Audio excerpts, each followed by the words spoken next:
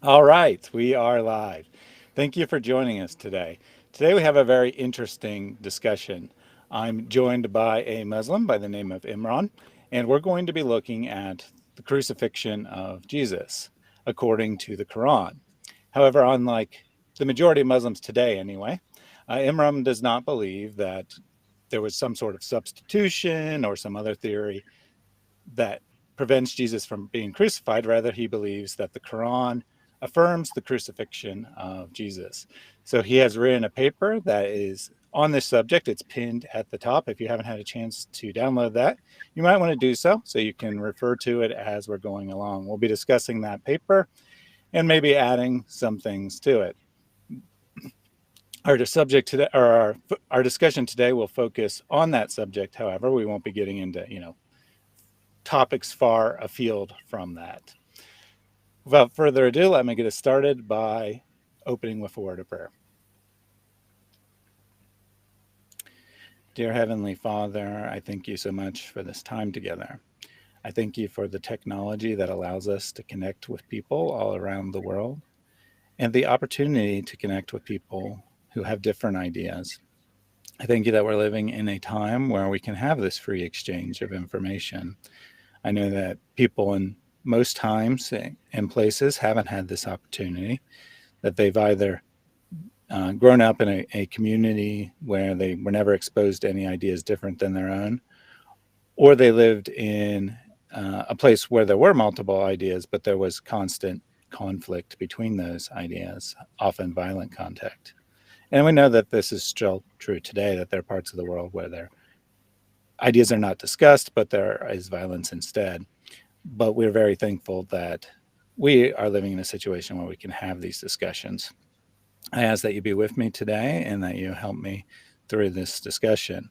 I ask that the audience approach the material with an open mind, that they not dismiss it because either they don't want to hear it from a Christian perspective because they want to have the polemic against Islam, or that they dismiss it from a Muslim perspective because they are beholden to tradition. Rather, I ask that everyone pursue truth on the matter. I ask that you guide the discussion and that anything that is said is true and useful is remembered, but anything that is factually false or theologically false is simply forgotten. I pray these things in Jesus' name. Amen. Amen. All right. So you contacted me via email and you said that you wanted to have a discussion about the crucifixion of Jesus. Before I looked at your paper, I'm like, okay, this guy's going to argue that Jesus wasn't crucified, that the historical reality of the situation fits with the typical Muslim interpretation of the Quran. However, when I opened your paper, I quickly saw that you were arguing that the crucifixion took place. So before we get to that specifically, I'm very interested to hear about your background, how you came to be in this kind of position where you're willing to question Islamic tradition, or at least the tradition of Muslims that is common today, even if it wasn't necessarily always historically common.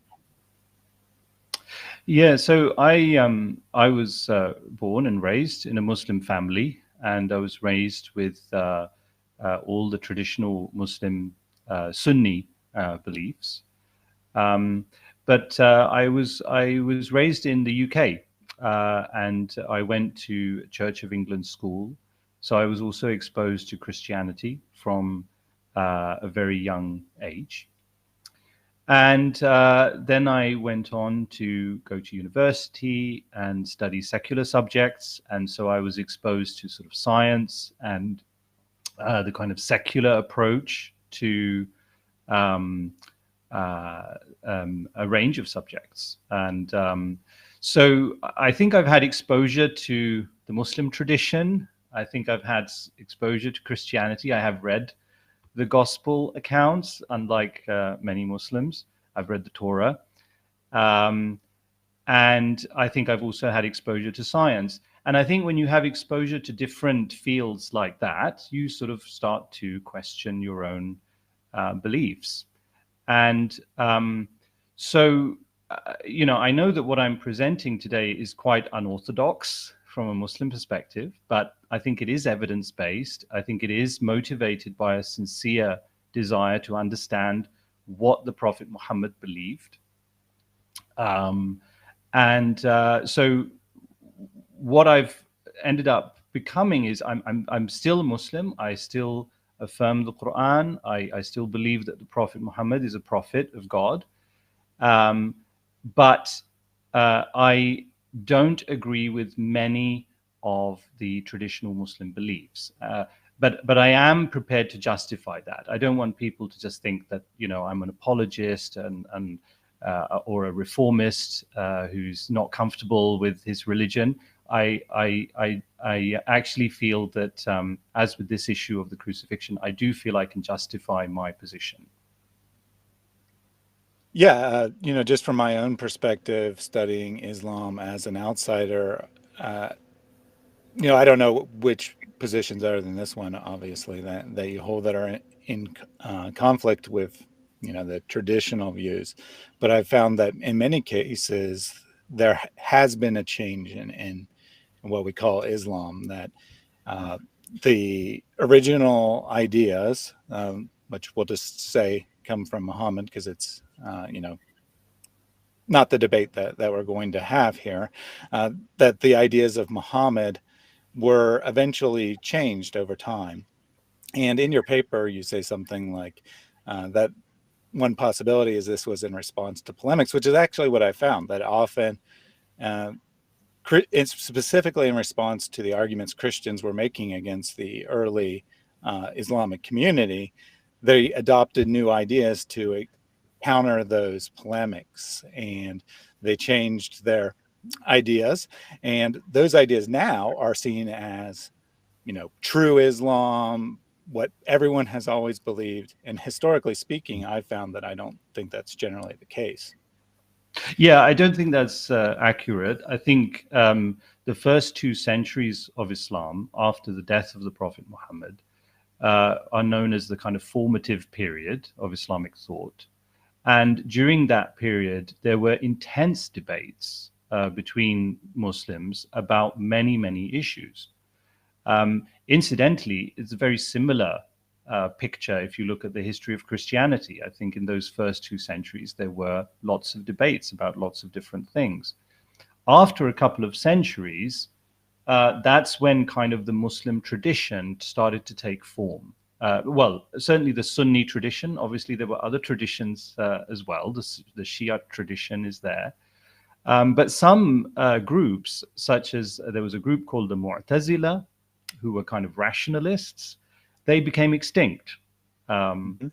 and so their ideas didn't really have much influence in the centuries afterwards. So I think a lot of people, as you say, they assume that the Muslim tradition, I mean, that's even not very well defined, as I say, because you do have the Shiite tradition as well as the Sunni tradition. And within the Sunni tradition, you have many different sects. But a lot of people assume that this is the correct representation of the Prophet's beliefs. Um, but the reality, which no one can really deny, is that there was a lot of debate about that. And just because one particular um, viewpoint became the mainstream position, it doesn't necessarily mean that that's the correct interpretation of the religion. Yeah, I agree with that completely. And in addition to that, and it bears mention that Islam is actually pretty diverse today as well.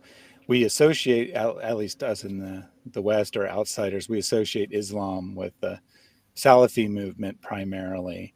But globally, there's a wide variety of Islam out there. That there are, lots of people who would not adhere to that true Islam that is being pushed by Gulf state money. So that's not a criticism. That's just something that people should be aware of, that Islam is not monolithic. There are different views within the faith, within, among people who would call themselves Muslim. There is a diversity of opinion. And when I talk to people who don't fit into the, true Islam, traditional bubble, often I get complaints like, why are you talking to this person? This person doesn't represent true Islam, or this is a waste of time, or something along those lines. And my response is that, people are diverse. That you can't just look at a group of 1.8 billion people and say, oh, they're all exactly the same, except for, these few fringe voices here and there. Yeah, I think that's absolutely right. I think, and it's up to individuals to decide which interpretation they think is correct. So I think a lot of people, if they're Muslims listening, they're going to say, "Oh, this guy's not representing the Muslim tradition," and I don't claim to represent the Muslim tradition. I'm representing an alternative interpretation of a verse where I think the traditional interpretation is highly problematic. And I'm presenting that alternative interpretation with evidence. And it's up to Muslims and Christians and other people to decide if they think that explanation is sound. And, I think there's a long history, as I say, not just in the Muslim tradition, but also in the Christian tradition, that if someone has a different view, they get excommunicated, they sort of get ostracized and branded a heretic. And, I know that some Muslims, I know from experience, some Muslims have done that to me. But, a lot of those people are not really thinking about the arguments deeply. I think they just sort of have this instinctive feeling that this guy is saying something that goes against our tradition, and our tradition is very beloved to us, and we don't want to sort of engage with this person. So I would just encourage everybody to have an open mind, like you said in your lovely prayer at the beginning, and try and just consider the arguments on merit. Yeah, I encourage everyone to pursue truth. I think that the truth should be apparent. I think that that the truth defends itself. So I'm not afraid to have discussions like this. I wouldn't be afraid of having discussions like this with disagreements within Christianity as well, because ultimately what I want to know is, I want to know what is true. I don't want to just blindly hold on to the religion that I was raised in, or the religion that I came to be as an adult, because that's my religion, that's who I am. Understand that's very powerful. It's part of your identity. You don't want to change your identity, right? But at the same time, we're talking about really important things here. We're talking about potentially your eternal destiny. So I want to pursue truth. I encourage everyone in the audience to do that as well. And I'm thrilled to talk with you today, because it seems you share that idea. Absolutely. So Andrew Martin, a regular on my channel, said, I thought it was a good explanation of Muhammad's state of mind, it being your paper. Thank you, Imran. So he has checked that out, and he thought it was a good explanation. Great. I do see a Muslim in the chat. He has a challenge for it, but we'll wait till we actually get into the subject to address your comment. But I'm glad you're here, Muhammad Ramzi, and we will definitely take your feedback and criticism. So one more question before we dive into the paper. Why would you say that you are a Muslim specifically, as opposed to, a generic believer in God, or something along those lines? What particularly makes you think Islam is the truth? Well, I think I was raised a Muslim. I think that was the primary reason that I was a Muslim, because I happened to be born into a Muslim family, and I was raised to believe that this is the correct religion. However, I do think I've had a long period of deep introspection, where, as I say, I was exposed to other religions and other belief systems, and having sort of interrogated my own beliefs, I am satisfied that the Prophet Muhammad was truthful. Now, I don't claim to understand every single aspect of the religion that he taught, but I do feel that I've interrogated large parts of it, and I'm satisfied. Now, a lot of people will be thinking, well, how can you say that when Muslims do this and Muslims do that? But as I say, I do want to make clear that I make a distinction between Islam, the religion of Muhammad, and the Muslim tradition. So this is the first step in that. Excellent. So I do have the paper here. I'll put it on the screen. I'm not going to like read through it word for word. I do encourage people to actually take the time to read through it.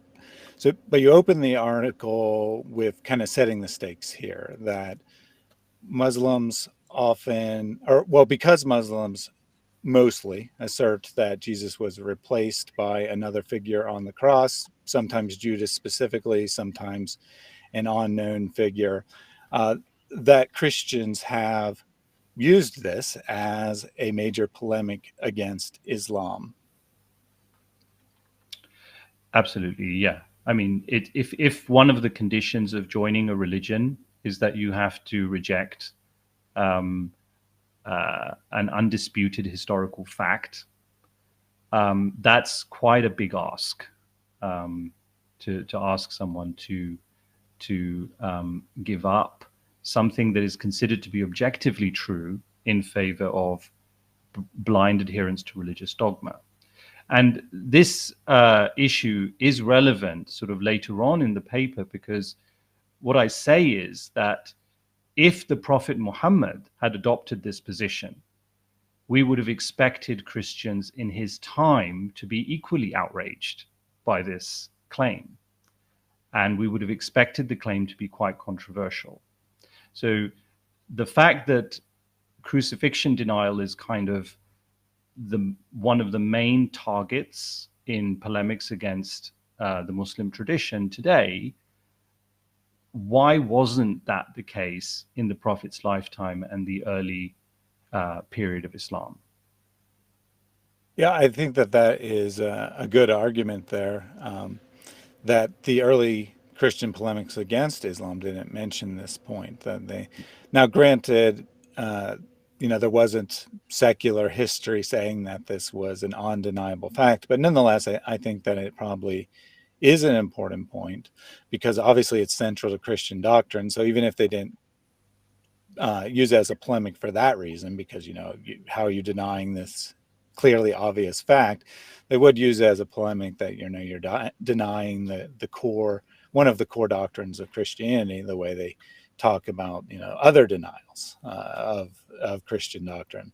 So technically, it's an argument from silence, but I think it's a pretty reasonable question to ask. Why are Christians not making this argument? So then you go on here, and you lay out the line that the texts of Islam are the Quran, the Sirah, and the Hadith. And then you point out that there's no clear explanation or clear claim that Jesus isn't crucified in any of these sources, other than the one Quran verse, which will be the focus of the paper. Can you explain a little bit to the audience why that would be important, that there's nothing in, say, the Hadith giving this explanation, for a clear explanation for this particular verse, or for Jesus not being crucified in general? Yeah, so I think the point here is that when you read an exegesis of the Quran, or you read a book written by a traditional Muslim scholar, they have very elaborate descriptions of what exactly happened at the crucifixion. And I think the point here is that none of that is supported by the primary source texts of Islam. So all of that material is either comes from other sources. So, for example, the Gospel of Barnabas and sort of sources like that, or some of it is just kind of theorizing. It's just people coming up with theories as to what happened. It's not based. There isn't any hadith in which the prophet said that it was someone else, it wasn't Jesus who was crucified. I think people should be clear about the kind of the source of those theories. Yeah, when you look at the tafsir, for example, these come much later for the most part, hundreds of years after even the collection of the Hadith often, and they don't seem to know what this verse is about. They offer a whole bunch of different theories. They do seem to be what you described, that people's speculation. How can this particular verse be true? Indicating that there was no established tradition. The fact that they're offering 5, 10 different theories suggests that there's no well-established tradition at that point. Yep. Correct.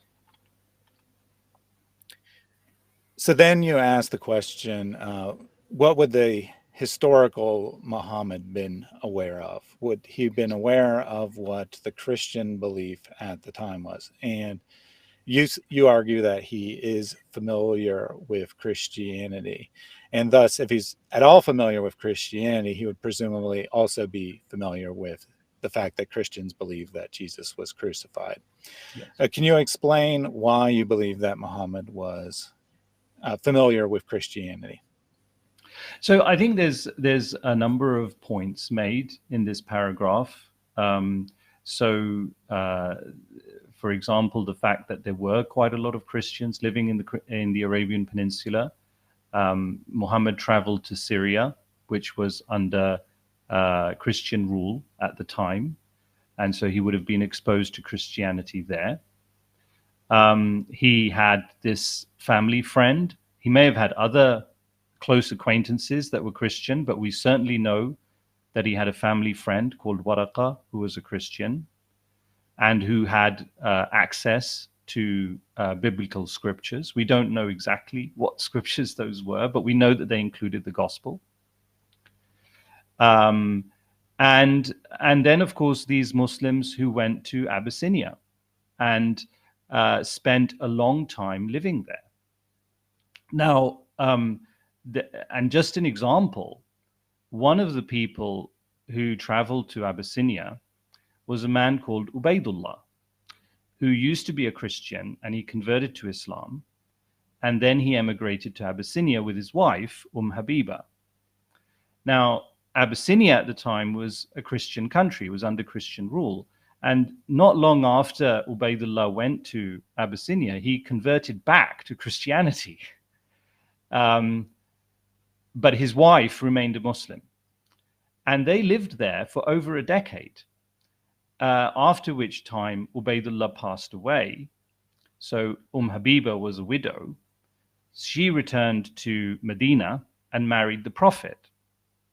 So one of the Prophet's wives was a woman who had been married to a Christian and lived in a Christian country for over a decade. So to say that she didn't know anything about Christianity would be really quite ridiculous. And the Prophet was married to this woman. So he had intimate contact with Christianity. And I think it's really difficult to argue that he wouldn't know the main doctrines of Christianity. He had interaction with Christians. As I've said, towards the end of his life, he received a delegation of 60 Christians from Najran, and they had theological discussions over several days. So I think it's very difficult to argue that he didn't have contact with mainstream Christianity. He was obviously interested in religion. It's very difficult to make that case. Yeah, I think that that's a reasonable argument, that he was familiar with Christians, and thus presumably familiar with what they believe. It's hard to imagine that someone would be having religious discussions with Christians, calling Christians to embrace the new religion just to be clear, I think that early Islam was probably more of a attempt at an ecumenical movement, uniting people from various backgrounds, as opposed to making this hard break, and the hard break came over time, but it probably didn't start that way. But that's really neither here nor there. He's certainly having these religious discussions, and it would be rather ridiculous to think that Christians never mention that Jesus was crucified or something along those lines in these discussions. Well, I mean, yeah, sorry. Solo Cristo says, so the Quran denying the crucifixion is just a theory. Well, we'll come to what I think the verse actually means. I think the other point I just wanted to make is that the bare minimum that anybody who knows anything about Christianity knows is that the cross is the symbol of Christianity, and the cross symbolizes the crucifixion. So anybody who knows anything about Christianity knows about the crucifixion. And the prophet almost certainly knew a lot more than that. Yeah, I would have to agree with that. Ada said, where can we find the article? It's in the pinned comment. It's also in the video description. So you can download that from that link. So before I go on, I should probably read the verse in question here, because this is really where all of the debate will be focused, because this is pretty much the only place that the tradition that Jesus wasn't crucified derives from. And because of their saying, we slew the Messiah, Jesus, son of Mary, God's messenger, they slew him not, nor crucified, but it appeared so unto them. And lo, those who disagree concerning it are in doubt thereof. They have no knowledge thereof, save pursuit of a conjecture. They slew him not for certain. So it's not hard to see how this can fit with the traditional understanding of the verse, where Jesus is not crucified, and people thought he was, and then they fill in the idea that there was a substitute to explain why they thought that. However, you're going to argue that it just means that they tried to take control for this, but God was in control of the situation, so they were falsely taking control, or laying claim to having done this. They were kind of bragging, and Allah is correcting them, saying, you think you did it, but I really did it because I'm in control. Sorry, that's not actually the argument that I make. So what I've suggested further down is that the sense of the verbs slay and crucify in this verse are to slay rightfully. So later on, I've sort of inserted that word into there's a translation of the verse later on, in which that modified translation is it's a bit further down. Yeah. Okay. Well, yeah. But that is my bad on misunderstanding your argument. But even before we get to that, I mean, right. I didn't want to jump ahead to that. Yeah. So even before we get to that, I mean, when you look at the verse and you look at the traditional Muslim interpretation, so just sort of going up to where the verse is at the beginning, you can see some problems here with the traditional Muslim interpretation, because even just looking at the verse, because if you're saying that this verse is a denial of the crucifixion, the historicity of the crucifixion, you have this phrase, those who disagree concerning it are in doubt thereof. What this means is those who disagree with the Quran's position on the crucifixion are in doubt. Mm-hmm. Now, if the Quran's position is that Jesus wasn't in fact crucified, this phrase would mean those who think he was crucified are in doubt, which is clearly false, right? Because people, Christians, Jews, secular historians who affirm the historicity of the crucifixion are not in doubt. And why would they be in doubt when they saw it with their own eyes? Even if you say, well, there was some sort of illusion or substitution, and they thought they were crucifying Jesus, but it was someone else, why would they doubt the evidence of their own eyes? So what I'm trying to expose here, there's lots of reasons why the traditional Muslim interpretation is problematic, but you can see that you immediately have this sort of, it doesn't quite fit the context. Yeah, that's a good point. I hadn't noticed that before, actually, that those who disagree concerning it are in doubt, which only makes sense if there's something taking place, right? That If there's some other if there's a explanation. non-event, how can you be in doubt about it? Right. So, I mean, the interpretation which I justify later on is that the sense of the verbs is rightfully. So it's they slew him not rightfully, nor crucified him rightfully. So now that means that the verse is actually a statement about the morality of the crucifixion. So they crucified him. They crucified him thinking that they were doing the right thing. But they are in doubt about that. They're not in doubt about whether or not they crucified him, but they're in doubt about whether they did the right thing, which now makes a lot more sense. But that will come later on. Yeah, I can definitely see how that would work. But getting back to going Yeah. through the article a little bit at a time here. Uh, so you state that Muhammad did not agree with contemporary Christianity of the 7th century. And that's probably pretty clear from the fact that he's starting a new religious movement. But I got the sense from this that you don't necessarily go as far as most Muslims would. That he completely said Christianity is wrong in every respect. The truth has been lost. They've gone way astray. More like perhaps more like something like what Christians view as the Protestant Reformation, where at least if you're Protestant, you think that the church had gone astray, but not that it was completely devoid of truth, just that it had made some wrong choices. Is that a fair assessment as to? I mean, I think it's difficult to say because I don't know much about Christians in that time period. Okay, yeah, you can forget the So analogy. the extent to which they had deviated from, but the point here is that, so this is my view. Again, this is not the Orthodox view. The Orthodox view, or the traditional view, is that the reason Christians are misguided is because they corrupted their scriptures and they're following corrupted scriptures. So that's the traditional view, which I don't adhere to.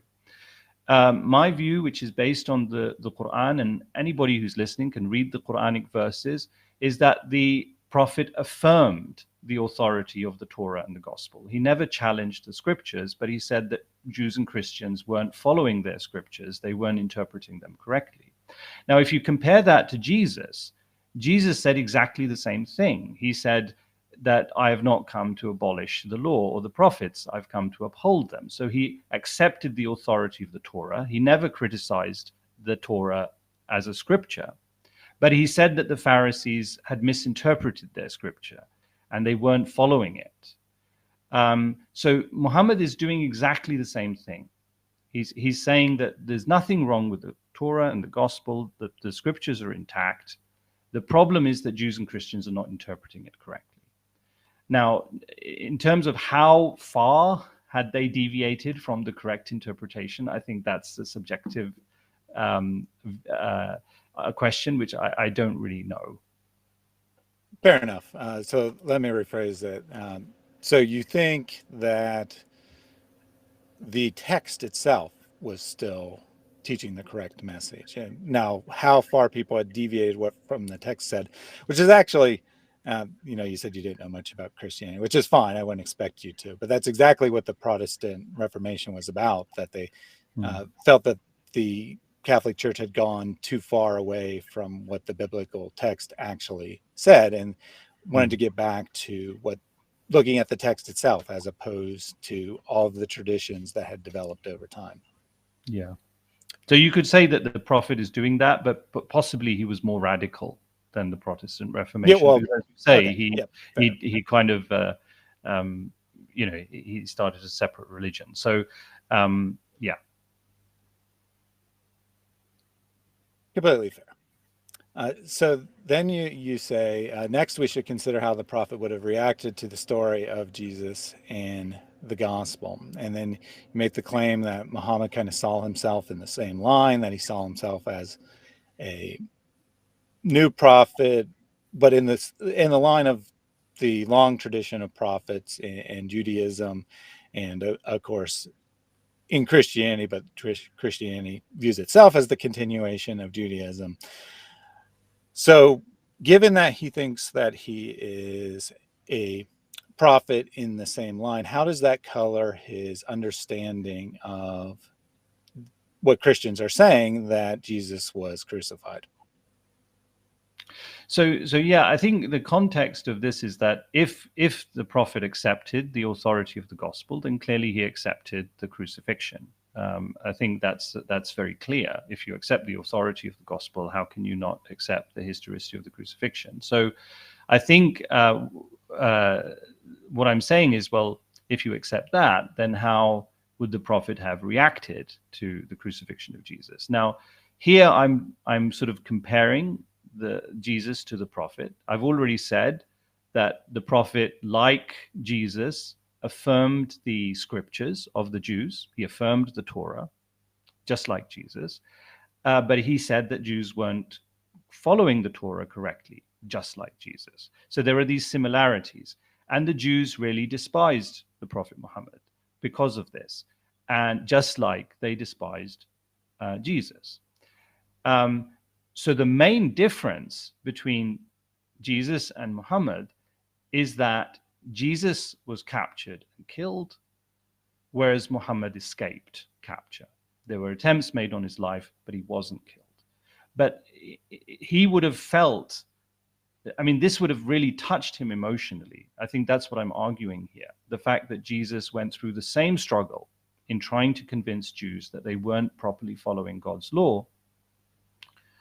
But Jesus happened to be captured and killed, whereas he didn't get captured and killed. And I'm saying that that would have had an emotional impact on him. Yeah, so you say that that Muhammad is kind of identifying with Jesus, that he's seeing himself, potentially in the same place, that he feels like he's being threatened, so he can easily identify with Jesus. And so he's kind of like envisioning that he might be like Jesus. He might end up dying in the same manner, or at least for the same reason. Maybe he wouldn't be crucified, since they weren't necessarily practicing crucifixion in the 7th century, but he would die for the same reasons of being a prophet. Yeah, he was having the same struggle that Jesus had, but yeah, Jesus happened, his career was cut short, whereas Muhammad's wasn't.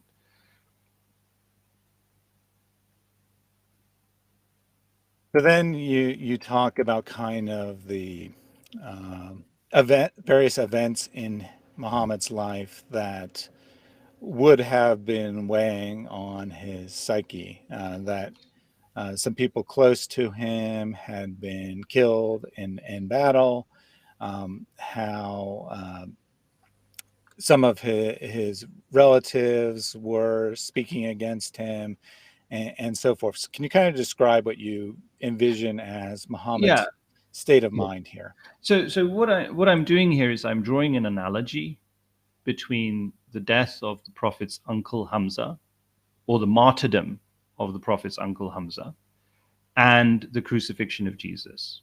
So we know that the Prophet really loved his uncle. They were very close. He was killed in a battle. And the person who killed him was a man called Wahshi. And so there's this little story about Wahshi, that when he converted to Islam a few years later, the Prophet at his conversion asked him to describe how he had killed Hamza. And what I'm saying is, the reason he did this, the reason the Prophet asked him to do this, is because he needed closure. He needed to know what had happened to his uncle on the battlefield. But then afterwards he said to Wahshi, don't come in my presence again, because if he saw Wahshi, he knew that it would remind him of his uncle's death. Naturally, I mean, you wouldn't want to sort of see that person again. Now, with Jesus, what I've argued is that the Prophet felt a very special connection to Jesus. I think a lot of listeners may not appreciate this, but what I'm arguing is that he really loved Jesus. He really felt that he was fulfilling the same role that Jesus had done. He felt that he was a prophet, just like Jesus was a prophet. And so he really connected with him on that level. And so the crucifixion of Jesus would have affected him the same way that Hamza's death would have affected him. And this is why, and there's a very reliable narration about this, that if there was anything in his home that resembled a cross, he would remove it. And I'm arguing, which is a novel interpretation of that hadith, that the reason he did this is because when he saw something resembling a cross, it reminded him of the crucifixion of Jesus, just like seeing Wahshi would have reminded him of Hamza's death. And that's why he removed it. And that's why he never discussed the crucifixion. There's no hadiths in which he discussed the crucifixion. He's not. It's like if you imagine, one of your close relatives has been killed, murdered brutally. It's not something that you're going to bring up in everyday conversation. It's a very sensitive topic. And so this is what I'm arguing, is this is how the Prophet felt about the crucifixion. It was a very tender topic for him. It's certainly an interesting interpretation of that hadith. Of course, I would imagine most Muslims would say that he wanted to remove these things because he hated the symbol of the cross. Of course, there's the, I'm pretty sure it's a Sahih narration, but I'm not 100% sure off the top of my head, but where Jesus will break the cross when he comes back because this symbol is associated with Christianity and Christianity's false. So they would probably generally do this along the same lines. Those are interpretations. So the hadith about removing the cross from his home doesn't say anything about the reason. It just says that that's what he did. He didn't say anything. So the traditional interpretation of that hadith is that he removed it because it was a symbol of idolatry. That doesn't make any sense for a number of reasons. Because why wouldn't he say something? Why wouldn't he tell his wife not to remove the cross? And why wouldn't he tell other Muslims to do it? He didn't. And, if you have a couple of sticks that happen to randomly arrange themselves in the shape of a cross, that's not a symbol of anything. That's just a random arrangement. It's only a symbol when you kind of make it a symbol. So my feeling is that these are tantalizing clues. And my argument isn't based solely on this hadith. But what I'm saying is that this is my interpretation of the hadith. I think it's very plausible. I haven't come across a better explanation for why he removed the cross. So kind of a meta question here, but Ken ID says, why should we believe your novel interpretation? Because you just self-described this hadith, or your interpretation of the hadith, as novel. So I guess a different way of phrasing that is, if no one else has seen it this way in Islamic history, why would you think that everyone misunderstood it? Look, I think, for me, the strength of an argument isn't based on how many people are on one side of an argument or the other. For me, I think you've got to look at it and you've got to say, well, if this was a symbol of idolatry, that would make it a sin, right? Why wouldn't the Prophet say something? Why wouldn't he forbid other Muslims from keeping crosses in their homes? And besides, nowhere in the Quran does the Quran say that Christians are idolaters. It doesn't. It calls them people of the book. It doesn't accuse them of being guilty of idolatry. So I think, as I said at the very start, what I'm doing here is I'm presenting an argument, and it's up to people to decide if they think my explanation is more convincing than the traditional explanation. And that applies not just to this hadith, but it applies to the overall argument about the crucifixion. And just for Ken's reference here, this is the way, I'm not saying that this paper has been published in a peer-reviewed journal, but nonetheless, this is the way that peer-reviewed research works, that you advance a new theory and then people discuss it and they think about it. And if no one adapts it, then it just goes by the wayside.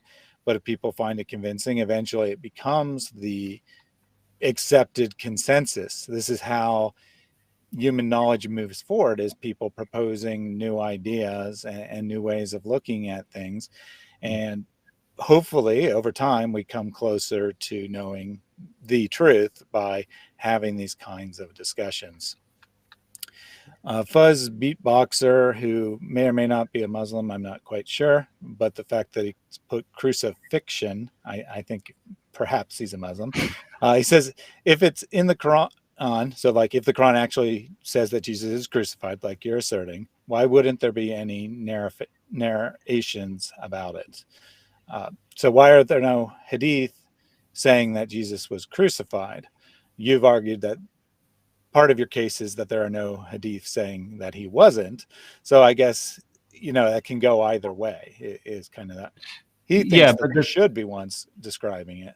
Yeah, but the thing is, I'm presenting an explanation for why there are no hadiths. So that the traditional Muslims who say that Jesus wasn't crucified, that he escaped crucifixion somehow, if that's correct, then you would have expected more information about this, because that's going against the historical narrative. That's going against what most Arabs in 7th century Arabia believed. So you would expect there to be more information.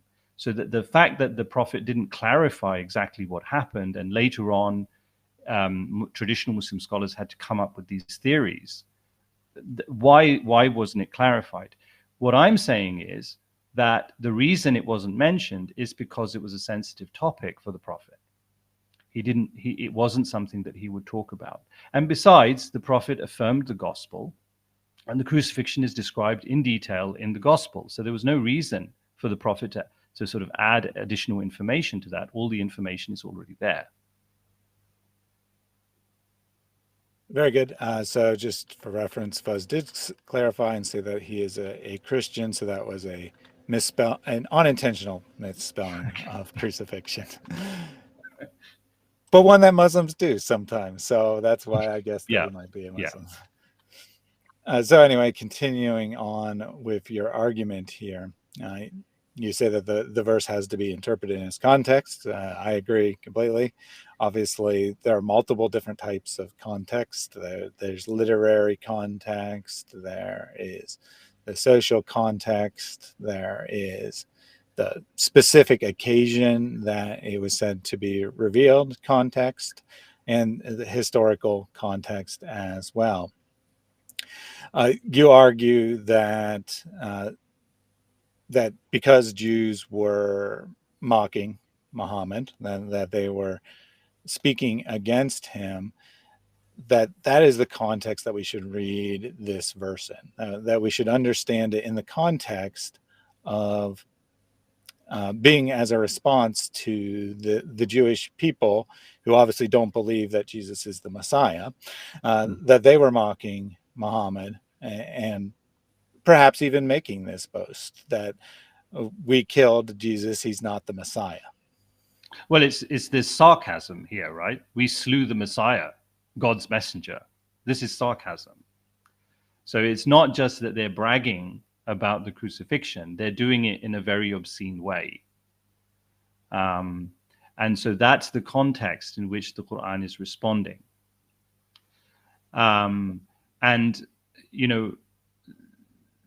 the Quran is responding with these negative metaphors. Now, the actual this is where we get to the actual meaning of the verb in the verse. So what I've argued here, and I don't want to go into technical detail because I'm not sure how much your viewers will be interested in this, but there are different types of slaying in the Quran. So sometimes you can slay bil haq, that's Arabic. It means truly or rightfully.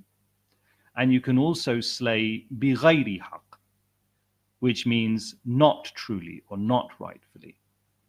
And you find evidence for this all over in the Quran. So, and I've also actually quoted a verse from the Gospel. I don't know if you looked up this verse, but it's in the Gospel according to Matthew. Do you want me to quote it?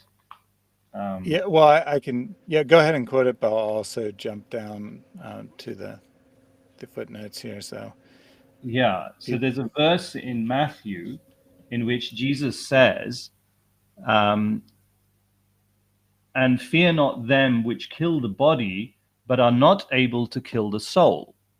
So this is qatala bi ghayri haqq. This is slaying not truly, because you kill the person's, you end the person's biological existence on earth, but you don't destroy their spirit. But then Jesus says, but rather fear him which is able to destroy both soul and body in hell. So this is qatala bil haqq. This is to slay someone truly, where you kill them not only in the biological sense, but in the spiritual sense. So these two types of slaying are found in the Quran. And my argument is that the sense of the verb in this verse, and there are technical reasons why, is slaying rightfully. That what the Quran is saying is they slew him not rightfully.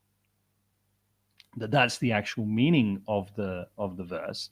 And when you adopt that reading, then the rest of the verse now falls into place. It all starts to make sense now, which is what I was alluding to earlier. So the phrase, but it appeared so unto them, this now makes sense, right? They slew him not rightfully, but it appeared so unto them. It appeared to the Jews that they were doing the right thing in slaying Jesus. Does that make sense? yeah, I was going to ask you to justify the two different versions of slay, but Mary, who is a trusted member of this channel and knows Arabic, says that that is correct from Arabic. So I'm happy to take your word plus her word combined and not ask for further justification for that. That's very interesting. That's not something that I had been familiar with before. And I imagine it's not something that very many people are familiar with because Hmm. I've never heard someone advance this particular line of argument before. Well, I when d- you come across the word qatala in the Quran, so qatala is the verb that means to slay or to kill. When you come across it in the Quran, generally you find circumstances attached to it. Slaying someone not rightfully, slaying someone as an act of oppression, slaying someone as a mistake, accidentally. There are often these adverbs that are added to the verse to actually clarify the context in which the killing is taking place, the moral context in which it's taking place. There are one or two occasions in the Quran, for example, in the verse where it says David slew Goliath, where there's no qualification of the verb. And so the implied meaning is that David slew Goliath rightfully. That's implied. So the argument really, and I don't want to go into it in too much detail because people may not be interested, but the argument is that when the verb occurs like this on its own without qualification, the implied meaning is that it's slaying rightfully. And so that's what happens in the verse, in the crucifixion verse. There's no qualification to the verb qatala. There's no adverb attached, and so the adverb rightfully is implied.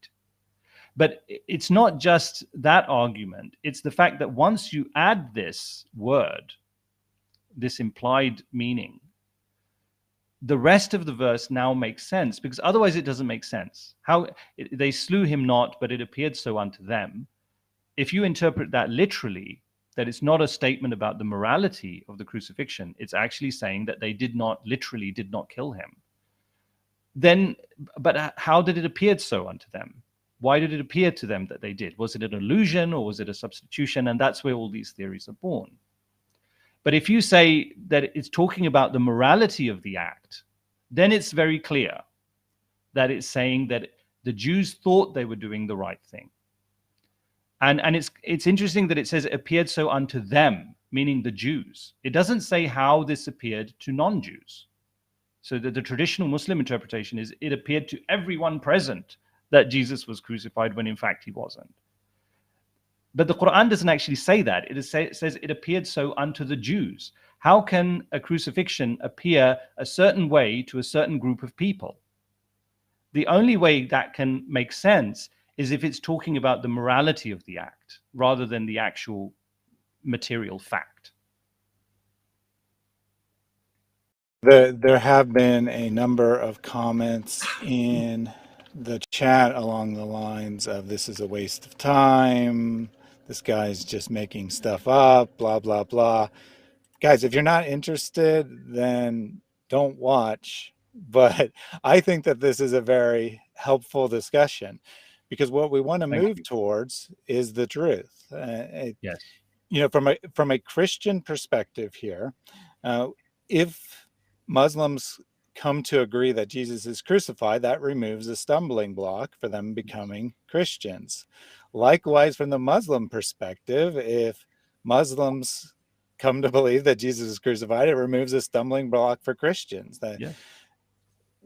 if there's one less issue that we disagree Yes. on, that's a good thing.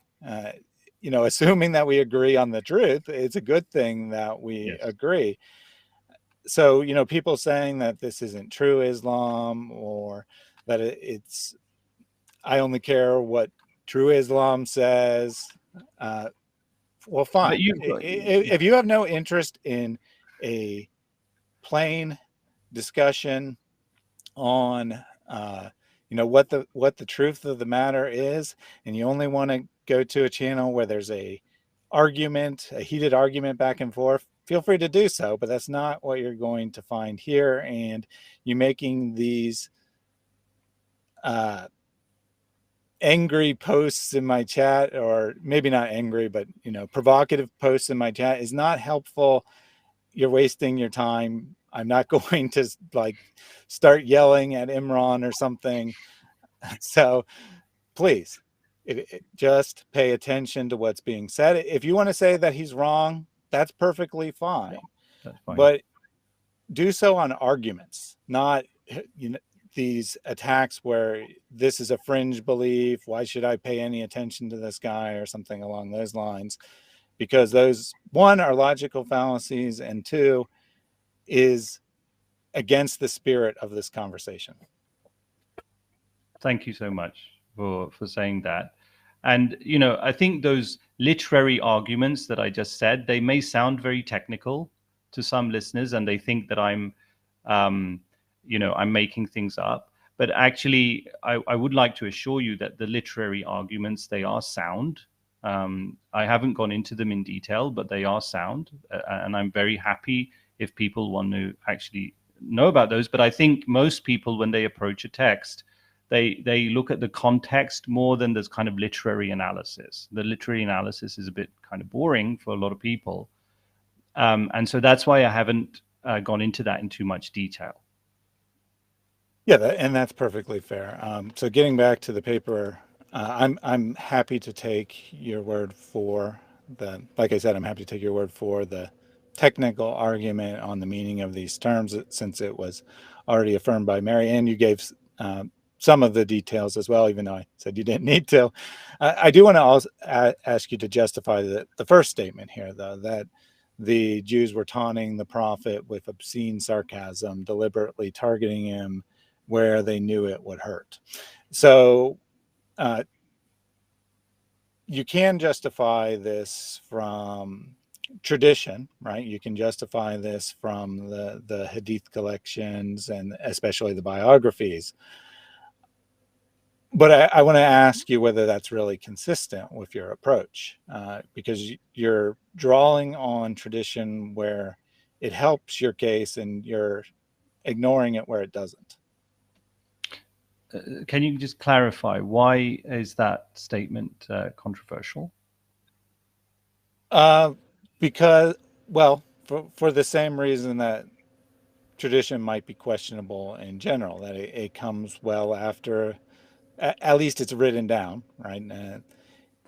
But As the a taunting Muslim, is in the verse. The taunting is in the verse. So the well, taunt of the Jews is they're part of the taunting, Quranic verse. Yeah. right? So they're taunting Yeah. Jesus, but No, they're Oh, not. maybe I misunderstood Yeah, they're what not you meant by. taunting Jesus. This is after the fact. This is Jews who are alive in the prophet's time, right? They're saying we slew the Messiah. So they're bragging about Right. what their religious community did in the first century. So the the taunting is evident in the verse itself. It's not from hadiths. Okay, So you can so imagine. I you're mean, this is one of the things about this verse. It's not addressed to Christians. It's addressed to Jews, right? It's in a passage about the Jews. It's not about Christians. So this is why it's strange that a denial of the historicity of the crucifixion would occur in such a passage addressed to the Jews rather than the Christians. So this verse is addressing Jews in the prophet's time who were bragging about how their religious community had killed Jesus. That's highly offensive. I mean, for someone who loves Jesus and is hurt by the fact that he was brutally killed in this way, that would be a pretty vicious kind of provocation. okay. So maybe I am misunderstanding the verse, but I thought in the Quran that it was what the Quran often does, where it's remember about the past. So I thought that it was supposed to be written from a first century perspective. So maybe that's why I misunderstood your argument. So you're saying that this verse is written about the contemporary Jews of Muhammad? So I think what you're saying is true, but what you have to remember is that the Quran treats these communities as a whole, right? Because if Jews did something in the past and then Jews living today support what they did, then they're kind of complicit in that, right? So, but this particular verse in which there's this taunt and then a response to them, I think that implies very strongly that this was Jews in the prophet's time who were doing this. Okay. I think that you clarified that.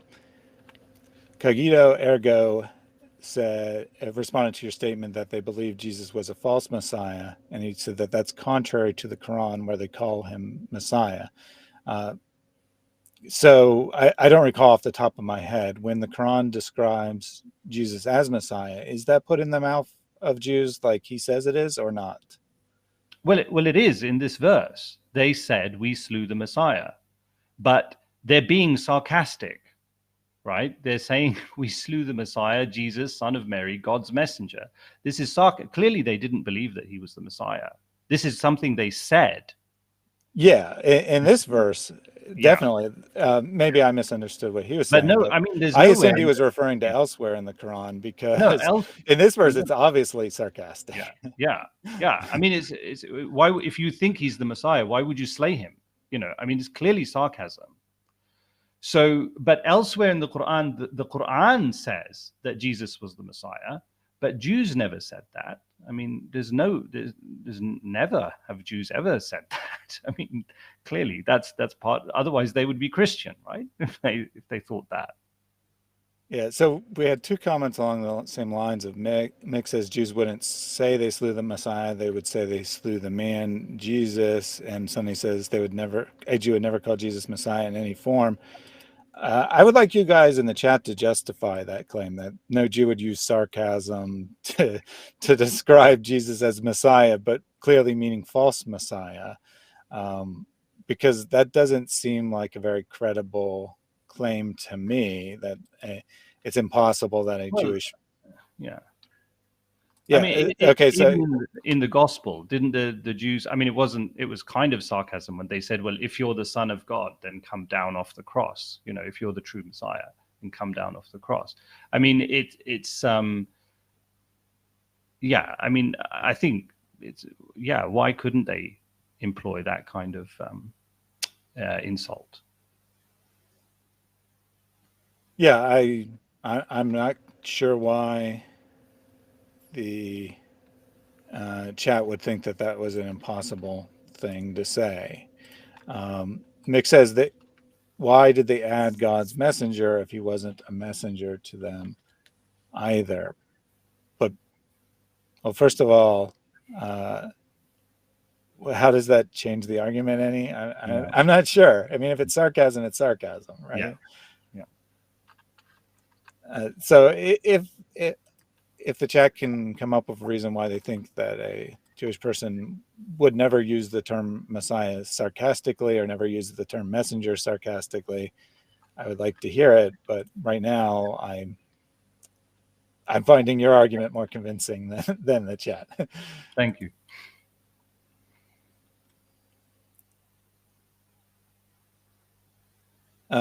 This might be a little bit more of a real criticism here. If 7th century Jews were sarcastically boasting about killing the Messiah, it doesn't seem to follow that Allah would respond to their sarcasm by saying it only appeared they did. And I think so. They did not rightly. They did not, or sorry, they slew him not rightly, or they slew him right. They didn't slay him rightly, nor did they crucify him rightly, but it appeared to them so. So you're saying that it appeared that the action was righteous to them, Yes. is Yes. what the Quran is saying. Because they thought that Jesus was a false Messiah, so they thought they were doing God a service by killing him. And this is supported. I mean, I've quoted Luke in the paragraph that I argue this is why Jesus prayed for them: "Forgive them, Father, for they know not what they do." What does that mean? It means they think they're doing the right thing. They don't realize that they're actually doing the wrong thing here. So this phrase, "but it appeared so unto them," is consistent with this prayer of Jesus in the gospel. It kind of fits with that.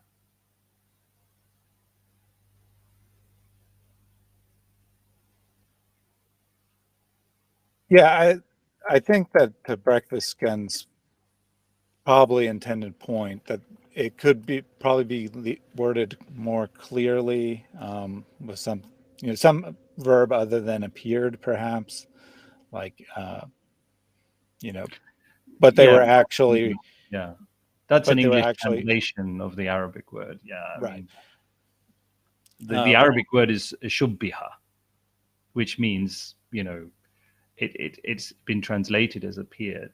It kind of means that but shubbiha has a connotation of confusion. That they were kind of confused about what they were doing. I mean, that's not Pickthall's translation, but I'm just saying that the word generally carries that connotation. If it said but they were confused about it, that would definitely be more in line with what you're arguing, I think. Yeah, and yeah, yeah.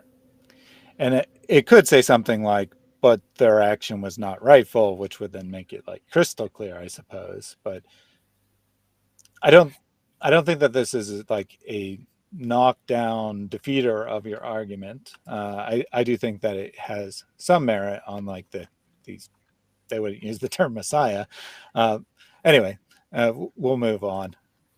And to the chat, I do appreciate these more thoughtful responses. So please do continue to give that kind of criticism or critique, I should say. So you say the meaning's now clear. Obviously, that's what's up for debate here, but we'll grant it to move on with your argument here. So the Jews believed that Jesus was a false Messiah. They believed that they crucified him rightly. And then you interestingly quote the gospel here: "Father, forgive them, for they know not what they do," which is consistent with the Christian understanding, obviously, that the Jews are mistaken about Jesus's identity, and it's consistent with your argument. But I did find it interesting that you are quoting this here, because I don't. Trying to figure out how to phrase this. I'm not actually seeing how it adds anything to your case, I guess is what I'm saying. I don't think it contradicts it. I just don't. I'm not understanding how it adds to your case. I think it's just to say, I mean, again, traditional Muslims will disagree with me here, but I'm affirming the text of the gospel. I'm saying that the Quran affirms the text of the gospel. So I guess the reason I've included it there is to show that the position of the Quran on the crucifixion, which is that it was not morally rightful, is consistent with, and that the Jews didn't realize that position is consistent with this prayer from the gospel. So I'm trying to show that the message of the Quran is consistent and similar to the message of the gospel. That's the reason. It's the same reason I quoted that verse from Matthew about slaying someone in body and soul, and slaying someone only in body but not in soul. Fair. So now this, I think that this paragraph probably is like really the most important aspect of your argument, because, well, I don't know. Both are important, right? Both the linguistic meaning of the verse and the historical evidence are both important. So I don't know which one's more important, but I do think that this is a very important observation, that there's no evidence that opponents of Muhammad were using the crucifixion as a polemic, saying that Muslims deny the crucifixion. And as I pointed out earlier, they wouldn't necessarily, their polemic wouldn't necessarily be the same as a modern polemic where you're denying an obvious fact of history. But they would still almost certainly mention that Muslims are denying this absolutely crucial event, and thus they're denying who Christ is. And when they argue that Muslims are denying who Christ is, they, to the best of my knowledge, don't bring up this particular verse. No. And there's no, I mean, the other thing to say about the Quran is that when the Quran introduces a radically new position, then you often find evidence of the controversy in the Quran, right? So, for example, the Quran argues the case for the resurrection on the Day of Judgment, that all humans will be resurrected, and then they will stand before God in judgment. Now, the idolaters thought this was completely absurd. The idolaters in Mecca thought that this was ridiculous, because how can a dead body come back to life? So this issue of the resurrection of the Day of Judgment, we find multiple passages all across the Quran discussing this. And we find the arguments that the idolaters put forward, we find those arguments are recorded in the Quran, and the Quran then responds to those arguments. So whenever there's something controversial like that, you find that there's lots and lots of evidence of that controversy in the Quran.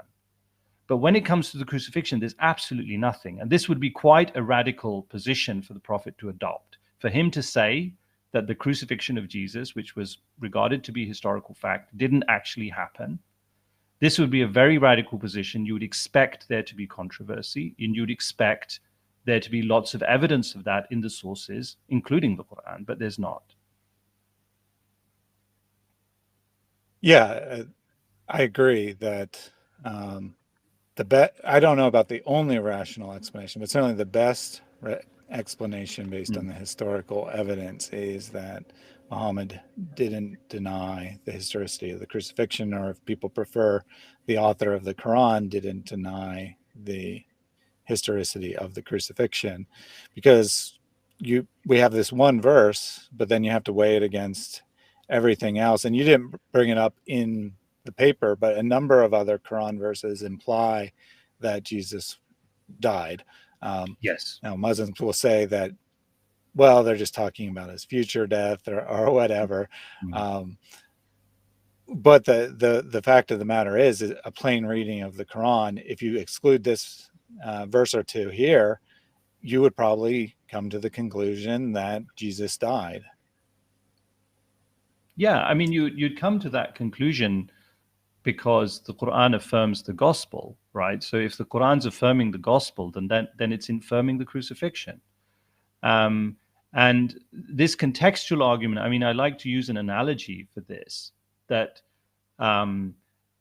if the Prophet had stood up and denied the historicity of the crucifixion, I think that would be like a modern day political leader standing up and denying the Holocaust. I mean, it would be outrageous. Jews would be outraged by that. And the Prophet was not, at this point in time in the Medinan period, he was a major political figure. So for him to actually come out and do that, and there be no controversy whatsoever, it just doesn't make sense.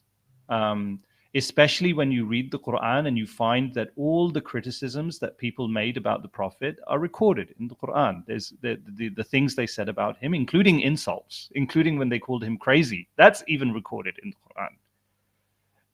When they said that he was possessed, or that he was a poet. Even these insults are recorded in the Quran, the things that people said. So there's no reason why people would feel shy to sort of use this as a way of attacking him. If he was denying the historicity of the crucifixion, it would be an obvious thing for them to do, and you would expect that then to be recorded. So I think that you have made a reasonable case. I think that you could add additional information that might support it as well, such as the reference to other Quran verses that say that Jesus died. In particular, I would say in Surah 19, where it says that peace is on him the day he's born, the day he dies, and the day he will be raised again. And this comes both from Jesus' own words as well as John the Baptist, or Yahya, in Islamic tradition. And note the order here, that it's born, then dies, then raised to life, whereas the popular interpretation is that Jesus went ascended directly into heaven without dying, and that he'll come again and eventually die for real. So the order is wrong here, and according to the usual understanding, Surah 19 would be wrong. I mean, any other thoughts you want to add on your case? Yeah, there's also verse Surah 5, verse 117, which says Jesus is having a conversation with God, in which he says, "I was a witness of them while I dwelt among them." So as long as he was dwelling among them, he was a witness among them. "And when thou tookest me, thou wast the watcher over them." So it means that he was a watcher over the people until such time as God took his soul. So if he didn't die at the crucifixion, then this verse doesn't make sense. Do you see that? Because it says he's a witness of them for the whole time that he was dwelling among them, until such time as God took his soul. So that, for me, that also suggests that Jesus did die. It's verse 117 of that's the one. Yep. That was on my list as well. Just to move it along, I just picked one of the ones on my list. But Surah 5, 117, and Surah 355 both have the similar idea here. That Jesus is taken up, and this always imply in Arabic, the way the word's used, it always implies death first. Correct. Generally it does. In English, obviously, just reading "take me up" could be consistent with Jesus ascending into heaven, but understanding the Arabic, it very strongly implies death. Well, there's a separate word for that. So if you actually look at Surah 3, verse 55, right? That's what I was getting at. And comparing so it has, I am gathering thee, that's the taking up, and causing thee to ascend. So the ascend is, in Arabic, is rafi'uka. But before that, there's this separate word. Mutawaffika is the gathering of the soul, or the taking of the soul. And then rafi'uka is raising up. So there are two separate words. The mutawaffika in this verse refers to taking the soul and dying. And that's very clear from elsewhere in the Quran. The word for ascending up into heaven is a separate word, separate verb. Yes. Yeah. These two verses, Surah 19, as we already alluded to, as well as Surah 3, 144, although that one's less clear, there is a good argument to be made about that one as well, also implying Jesus' death.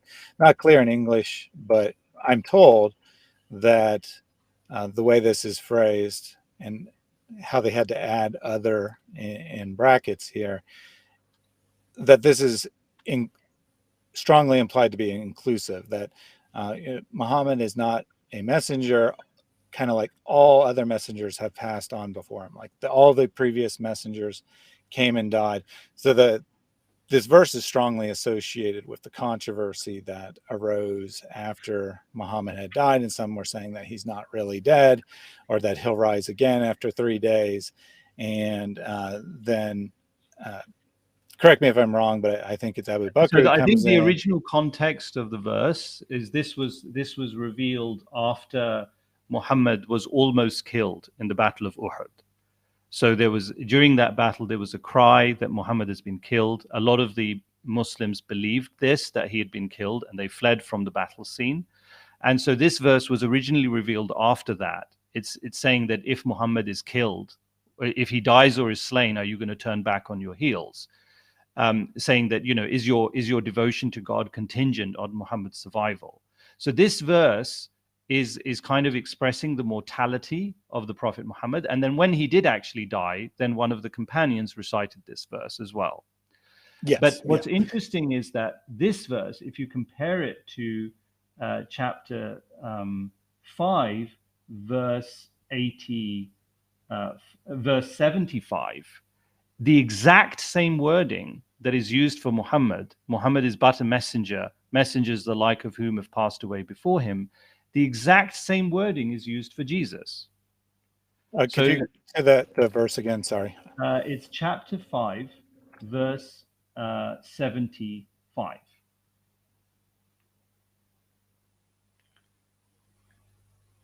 So it's the exact same wording. The Messiah, son of Mary, was no other than a messenger, messengers the like of whom have passed away before him.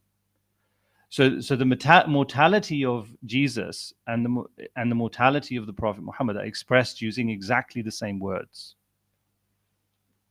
Yeah, that's actually a very good point. Obviously I don't have the Arabic here, but the English translation is exactly the same. I'll take your word that the Arabic is exactly the same as well.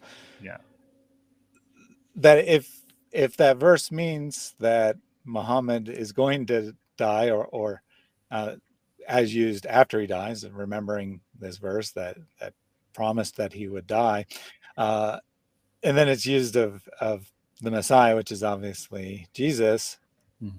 It kind of has to mean the same thing, right? That they both are mortal beings who are going to die. So yes, all of if we leave aside the controversial verse, all of the evidence points to Jesus being like any other messenger, that he dies according to the Quranic perspective. And then we have the historical evidence that suggests there was no controversy, or at least implies there's no controversy. Again, argument from silence. You can't say it for certain. But as you pointed out, often the claims of Muhammad that are controversial even make it into the Quran itself, in addition to there being Hadith that talk about the Sirah talk about so it does seem pretty plausible that there was no controversy at the time. And then additionally, you have the linguistic argument. So I think you've made a pretty strong case. Thank you.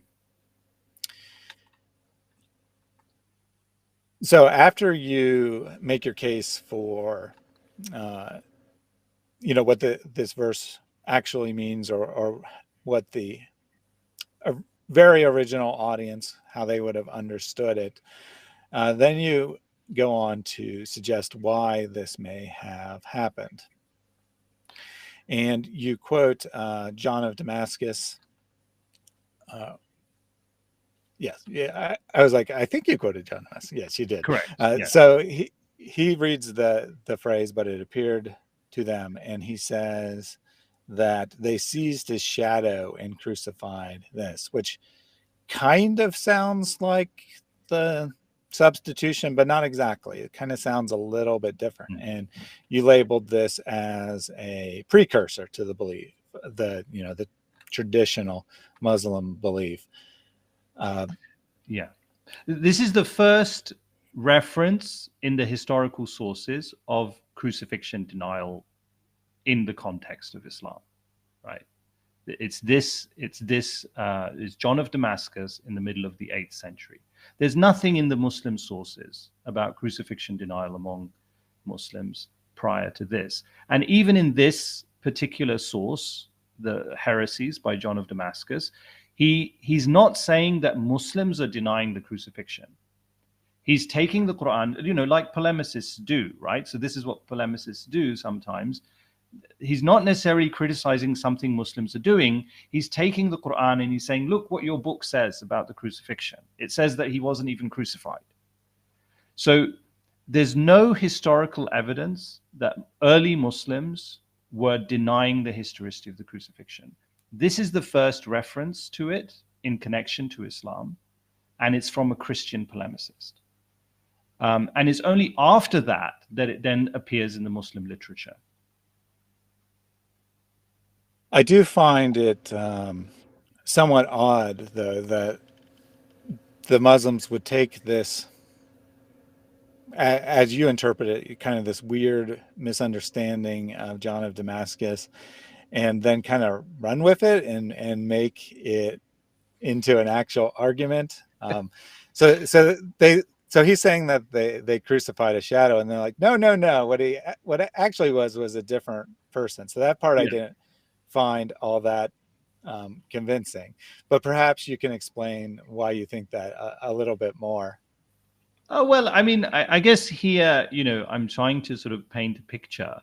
I mean, maybe if I make it a bit more dramatic, like if you imagine like John of Damascus is like David Wood in the 8th century, right? He's criticizing Islam, he's making fun of Muslims.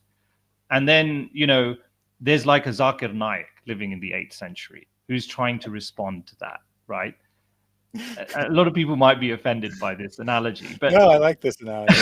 Okay, so the point here is that Zakir Naik or any apologist, they're not necessarily very knowledgeable. They're not necessarily making rigorous intellectual arguments. They're just trying to save face. They're just trying to make their followers feel a bit more confident in their religious belief. So here's a guy, David Wood, saying, look, your religion tells you that the Jews crucified a shadow. That doesn't even make sense. How could they possibly do that? And if you read heresies, that's definitely the context. If you read the entire treatise, it's a very vicious attack on Muslims, and a lot of it is not factually correct. So it's kind of very kind of hateful speech, and this, I picked on this because I think this is one of the most bizarre things that he says. That look, they're saying that the Jews crucified a shadow. Isn't that ridiculous? And then you've got Zakir Naik who's coming forward and saying, no, it wasn't a shadow, it was a person who looked like him. So I mean, that's the argument, and some people might find that offensive, that I'm caricaturing these people as polemicists and apologists, but I don't really see any reason why these polemical debates in the 8th century would have taken a vastly different form to the way polemics take place today.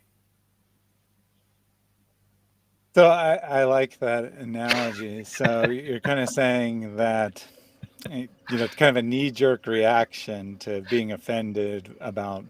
Yeah, you've got to come up with something. You come up with something and say, it wasn't a shadow, it was another person. Yeah, I mean, it's kind of like, An apologist is never going to say, I don't know. Apologist is never going to say, oh, actually, I don't understand this verse. I don't really know what it means. Apologists never do that. They always come up with something, even if that something is a fallacious argument.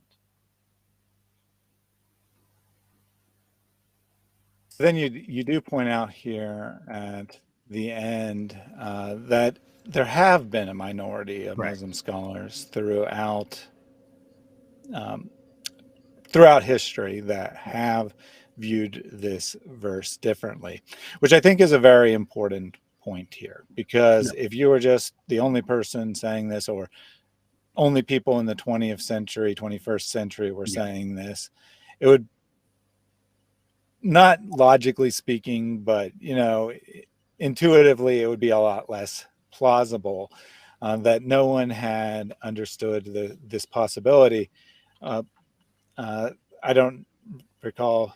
Okay, so you quoted a reference that gives multiple, but from my own experience, this is correct. That when the tafsirs talk about this, they do usually offer as one of the interpretations that Jesus was crucified.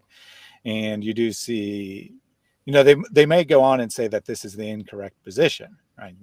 That the correct position is that there was a substitution or whatever they want to argue for. But the fact that they're listing that as a possibility clearly means that even if the author of that tafsir doesn't agree with it, there were Muslims who are making that argument. Yeah, and I think, a lot of the Muslims who were making that argument, they may not have been able to provide a really kind of convincing interpretation of the verse, but they certainly recognized the problems with the traditional Muslim position. I mean, I don't know if you want me to summarize those, but there are some really serious difficulties with the traditional Muslim position of that it was someone else, not Jesus. Yeah, go ahead and give a brief summary. So, I mean, I think I would give three main arguments. I think the first is when you look at the verse itself, and if you say that this is a denial of the historicity of the crucifixion, then parts of the verse don't really make sense, like the bit about those who disagree concerning it are in doubt thereof. That doesn't really make sense.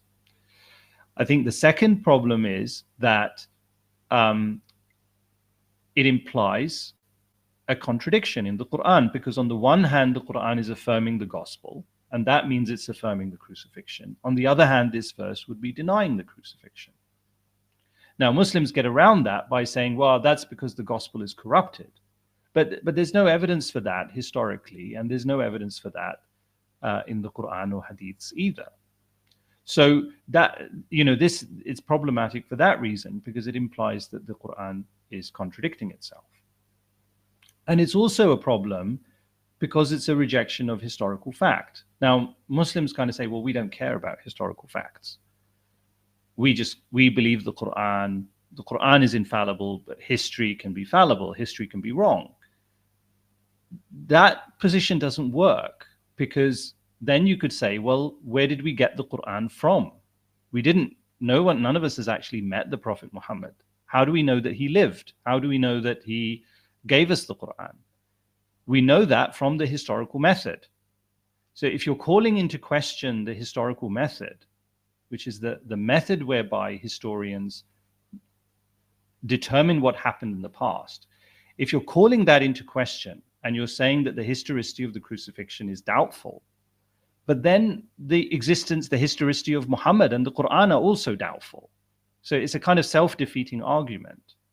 So, I mean, that's just a brief summary, but these are like really difficult problems that arise if you adopt the traditional Muslim interpretation.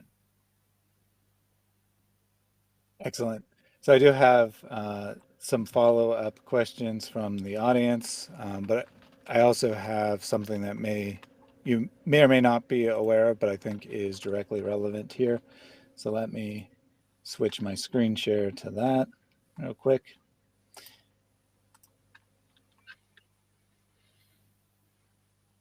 Sorry, the computer's a bit slow at the moment.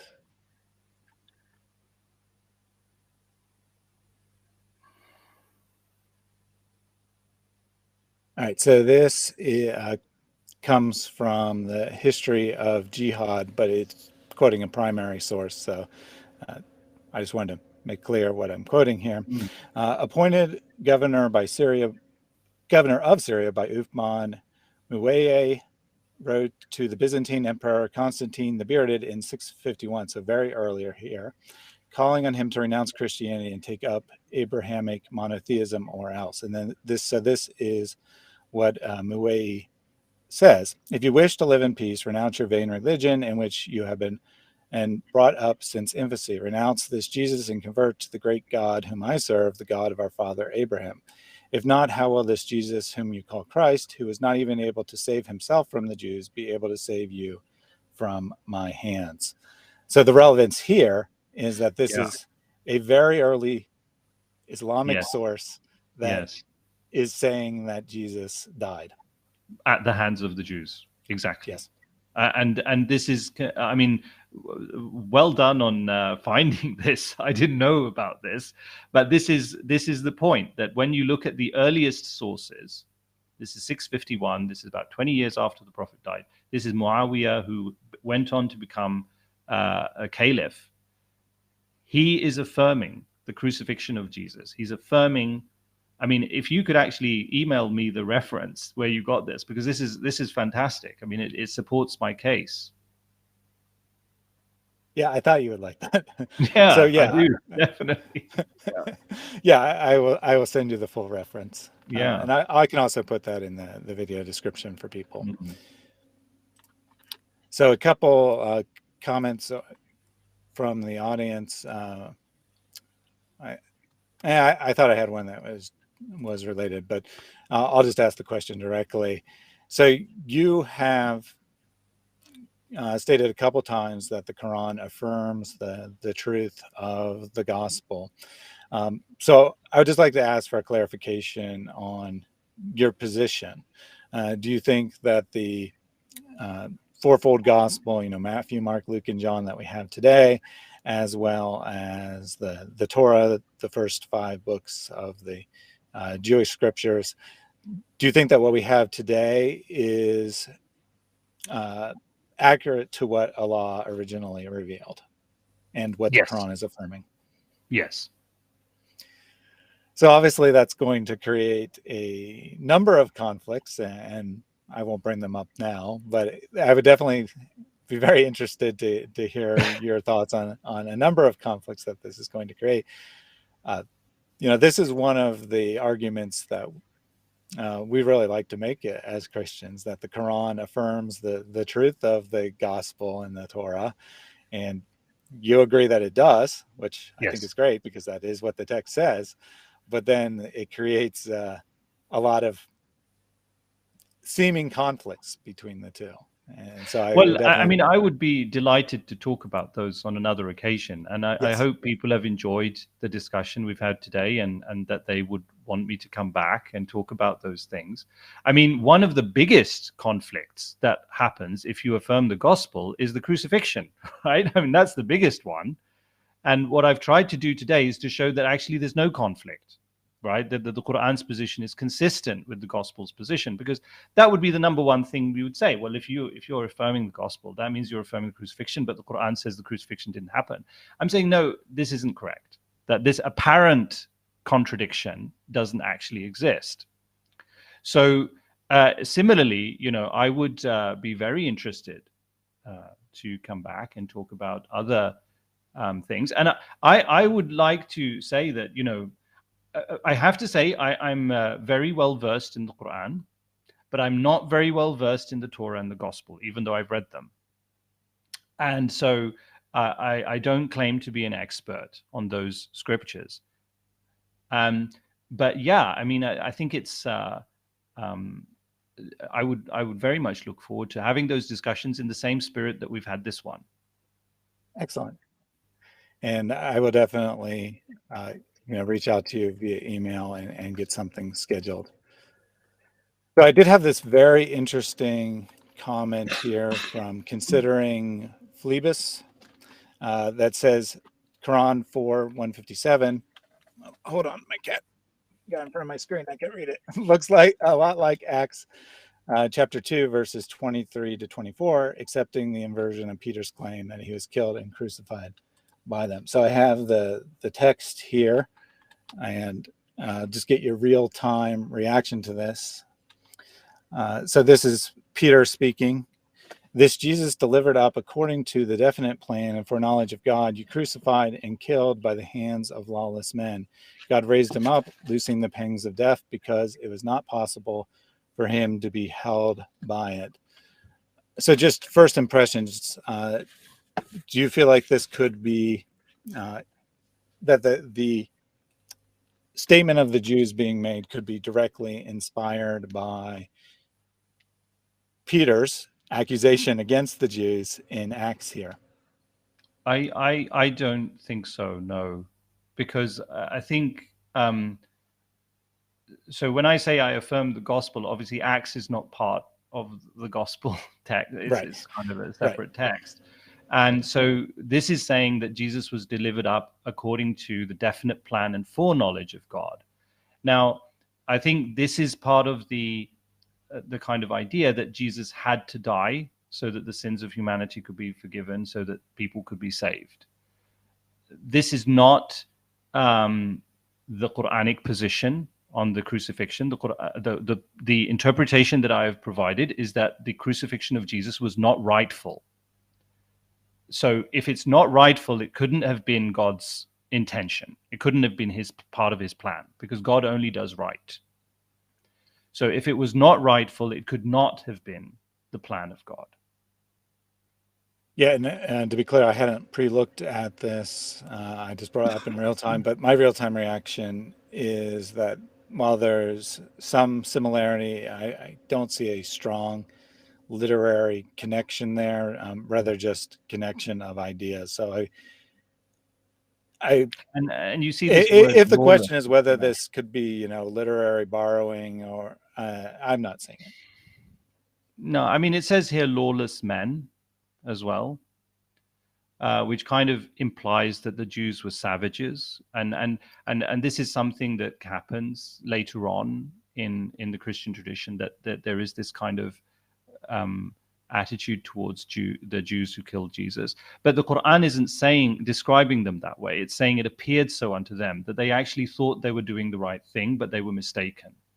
It doesn't really kind of have this this kind of strong adjective, lawless, as if they were just completely ignoring God's law. So this verse, the sort of the tone of this verse and the implication that the crucifixion was part of God's plan, it doesn't really fit with the interpretation that I've presented of the crucifixion verse. Yeah, I would agree with that, that it doesn't seem to be directly related. And Paradigm says, where does it say it's not rightful? It was God's plan. So kind of saying the same thing you said, that it doesn't seem to be saying the same thing as what your interpretation of the Quran is. So let's see here. So this was the first comment made way at the beginning. I haven't seen him in the chat again, so I assume he's probably not here. But so this comes from a Muslim. The person on the cross is asking God not to forsake him. How can that be Jesus? So obviously, looking at what the gospel says, where Jesus says, my God, why have you forsaken me? Yeah. He says, how can that be Jesus from a Muslim perspective? Yeah, so I think this is the typical kind of argument that Muslims make for the corruption of the scriptures.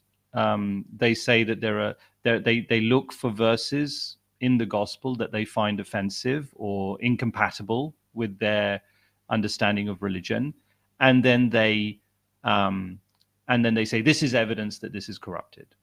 But you could do that with any text. I mean, so I'm not going to at this stage volunteer an explanation for this verse of the gospel, because I'm not an expert on the gospel. I do have some sense of what this might mean.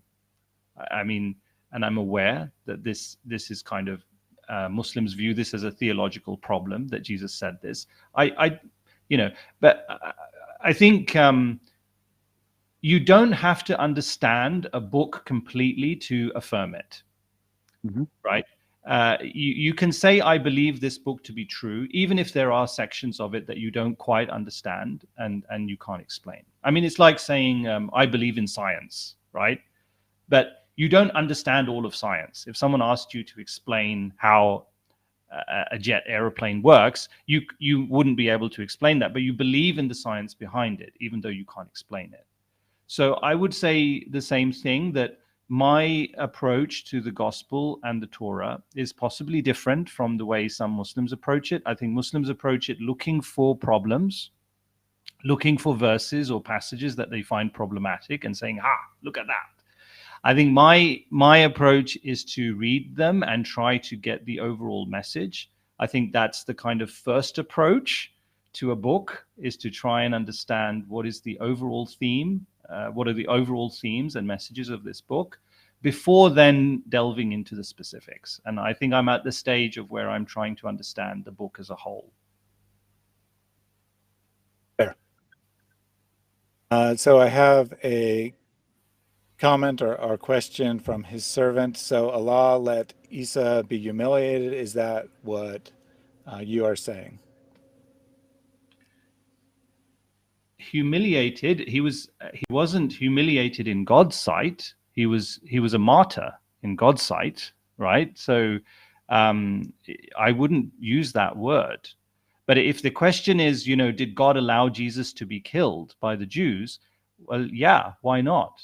There were prophets before who Jews had killed. That Quran is very clear on that Jesus wasn't the first prophet to be killed. And for the Quran, that's not a problem.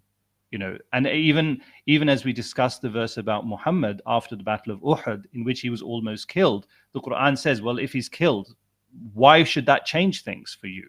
Why should that you suddenly abandon God just because the prophet's been killed? So the Quran's position is that theologically, there's no problem with a prophet being killed.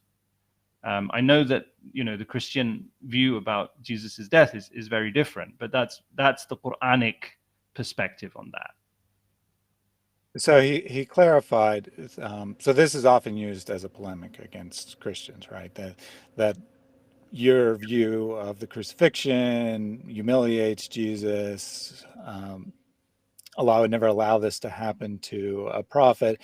It's not that so much that he dies, it's this very humiliating public death. He says that it speaks, that the idea is that because there's a very high view of the prophets, they're sinless, Allah honors them very greatly. So what would you say to Muslims that are making that argument, that they're saying that this can't be Jesus because or Isa, because the figure is humiliated and Allah wouldn't allow that to happen? Well, I mean, I think I would quote the Quran, if I can just find the verse. So there's a passage in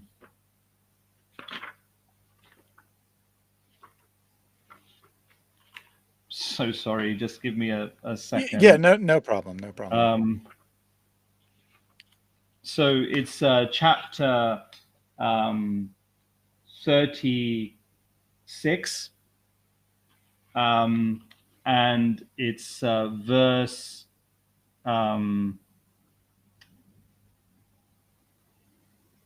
there's a passage, but it's verse 18 of chapter 36. So this is a story about a township, and God sent messengers to the township, and the people of the township rejected the messengers, and then they threatened to torture them, right? And they did, in fact, right? I'll just get the precise translation.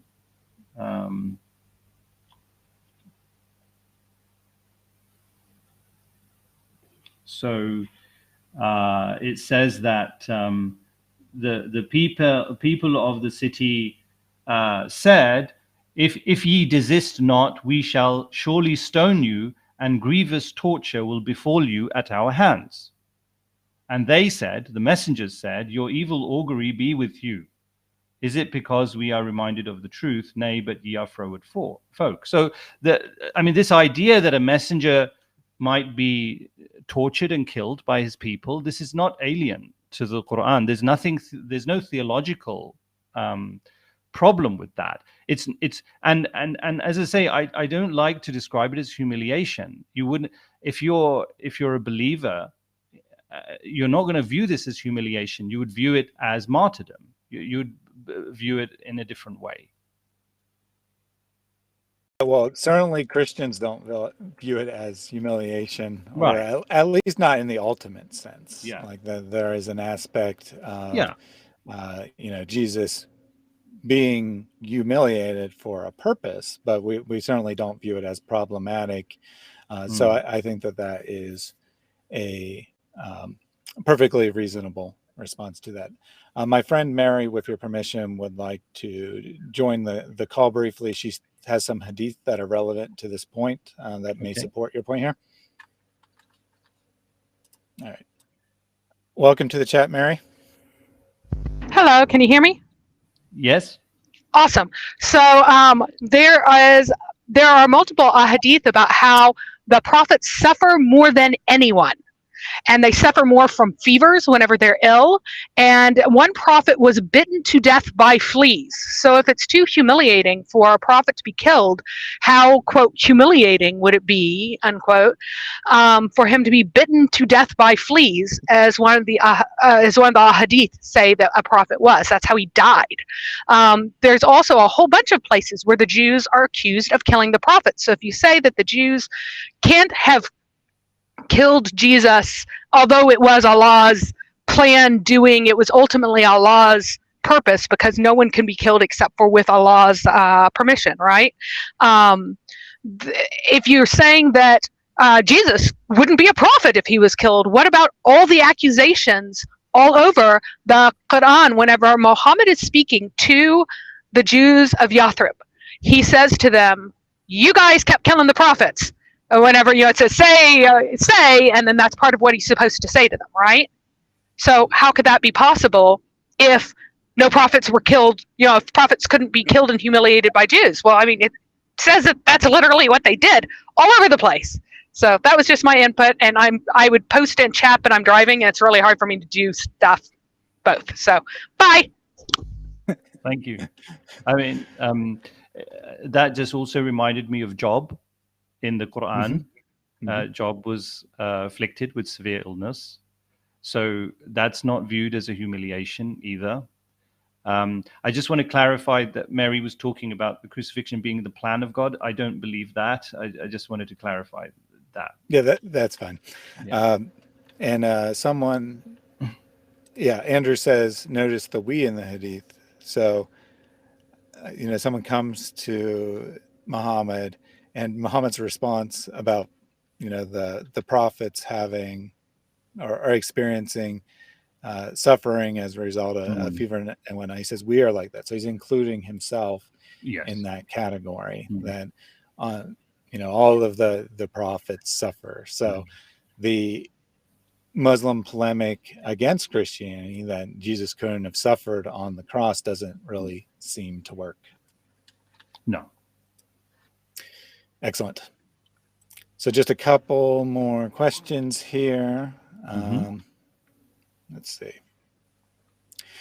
This isn't directly related, but I did want to get your thoughts on it because I found it very interesting. Jason Kemp says there's new research indicating monotheism was adopted in the Arabian Peninsula 75 to 100 years before the birth of Muhammad and 100 years before the conservative estimates of when Islam began. So what would your thoughts on that be, that monotheism had already arrived? Because the traditional narrative is, that Muhammad was bringing monotheism and countering the pagans, although it's somewhat ambiguous since he's also talking with Jews and Christians who presumably were monotheistic. So I'm just curious on your thoughts on this. Yeah, sure. So it's not related to the crucifixion, but I'm happy to take the question. But so I think when you look at the sources for what was going on before Muhammad claimed prophethood in 610 are scanty. So there isn't that much information. Once the prophet claims prophethood, then the sources expand, and once he goes to Medina, then the sources are really expand, because he was ascending in his political career, so he was becoming more and more important, and so there were more and more sources. So before he became a prophet, I think the sources are scanty. There's not much information, but I agree there are mentions of these people who are called Hanifs. That's what the sources refer to them as, Hanifs, and they were believed to be monotheistic people. But I think it's very clear that the mainstream religion in Mecca was idolatry. There's plenty of references to that in the sources, in the Quran particularly, that the Prophet was interacting mainly with idolaters in Mecca.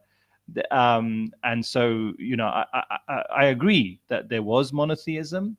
And the other thing about the idolaters is that I think people kind of, when they think of idolatry in Mecca, they're thinking of like Hinduism with lots of different gods of equal power or importance. That's not the kind of idolatry that was taking place in Mecca. It's very clear from the Quran that the Meccan idolaters believed in God. They actually believed in one God, but they believed that he had daughters who were like ancillary gods, if you like. And so it was a kind of a hierarchical idolatry.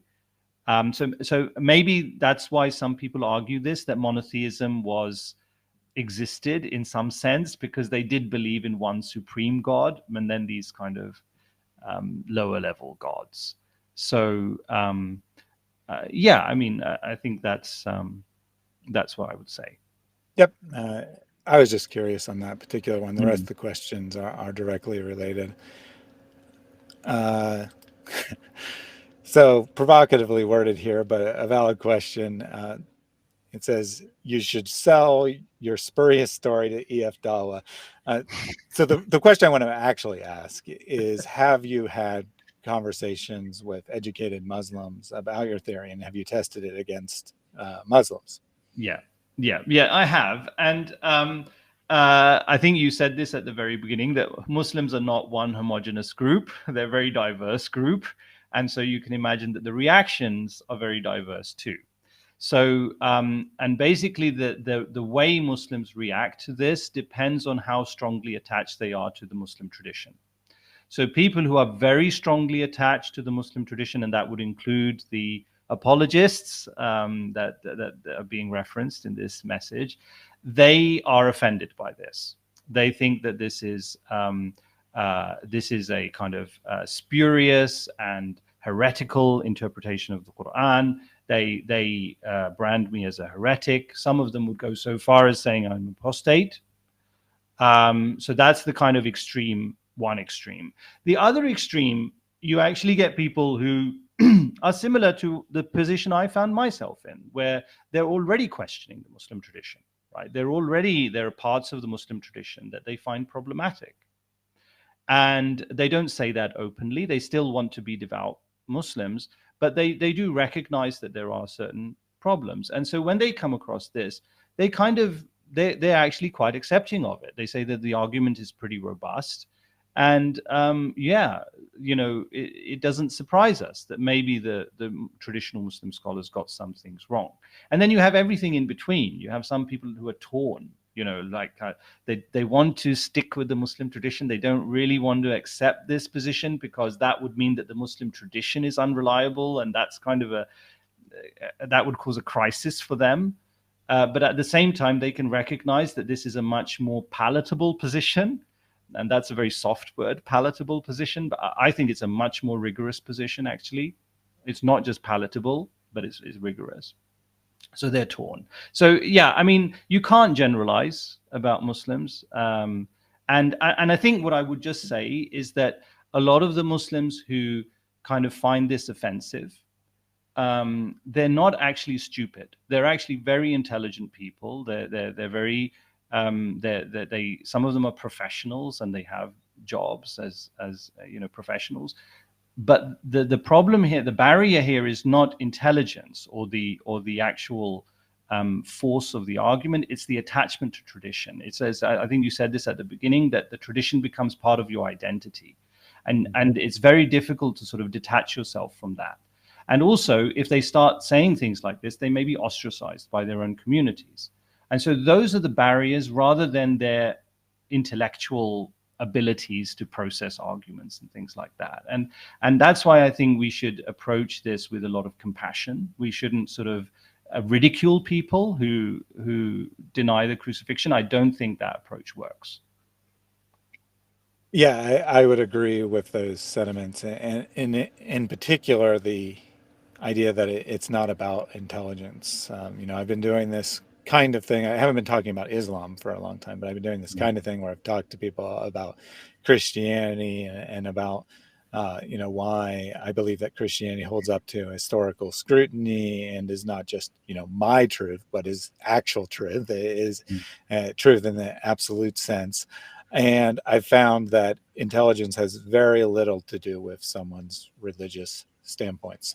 Everyone wants to think that their religion is where the smart people are, and this especially includes atheists who think that atheists are way more smart than everyone else, and believers in religion are just delusional. But having had many conversations with atheists, the average atheist is about of average intelligence, shocking enough.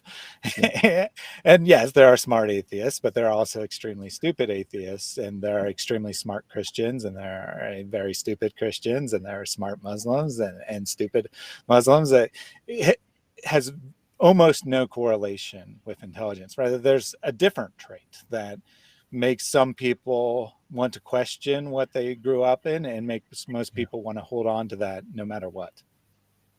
Yeah, and I mean, I think another sort of manifestation of what you've just said is, if you think about Muslims and Christians today, we're really talking about races, because only a small proportion of Muslims are converts. The majority of Muslims are Muslims because they were born into a Muslim family and grew up in a Muslim country. And that also applies to Christians. The converts make up a very small proportion. So when we talk about Muslims today and Christians today, we have to be very careful about labeling one group as stupid and the other group as smart. I mean, it's just it's almost bordering on racism. That it's not a coincidence that all these Muslims living in Muslim lands, they deny the crucifixion, or many of them deny the crucifixion, and all of those who don't live in Muslim lands affirm the crucifixion. This is not a coincidence. There isn't something racially different about Muslims or something wrong with their brains that they think in a different way. This is just not the case. It's because of the influence of tradition. And as you say, there are some people who want to rise above that, and they have the humility to admit if they're wrong. They have the humility to admit that and change their beliefs. And let go of tradition. And I think those people are very brave, and I hope that some of those people are listening today and have enjoyed the discussion. Absolutely.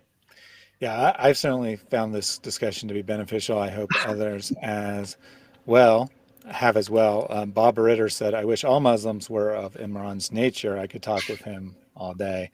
I would echo that thought. I do have on people who want to argue with me and want to call names and whatnot. Yeah. But I much prefer this type of conversation. I've really enjoyed it. I have to say, I really enjoy it. I've really enjoyed the questions as well. I know you've censored some of the questions out, censored out the offensive ones, but I've really enjoyed it, and I would be delighted to come back and talk about the topic. I got maybe 2 more questions before you go. Absolutely, yeah. So Samar Makhulul says, guys, the appearance theory is pre-Mohammedan. So it looks, and then Andrew responded, yes, the Gnostic story of Jesus laughing as Simon is crucified instead. So How would you respond to this argument that perhaps Muhammad was hearing the Gnostic stories, that Jesus wasn't actually crucified and someone was crucified in his place? Now, granted, they had those stories for a very different reason than even the substitution theory in Islam does. The ideas are not at all connected in that way. But how would you respond to that? Maybe he was hearing these Gnostic stories, and that's where this particular verse of the Quran comes from. Yeah, I don't think that's plausible. I think I argued in the article that the Prophet had lots of exposure to mainstream Christianity. Even if he had met some Gnostic Christians, I think he would have recognized that they were a very small group of Christians, that was not the mainstream belief.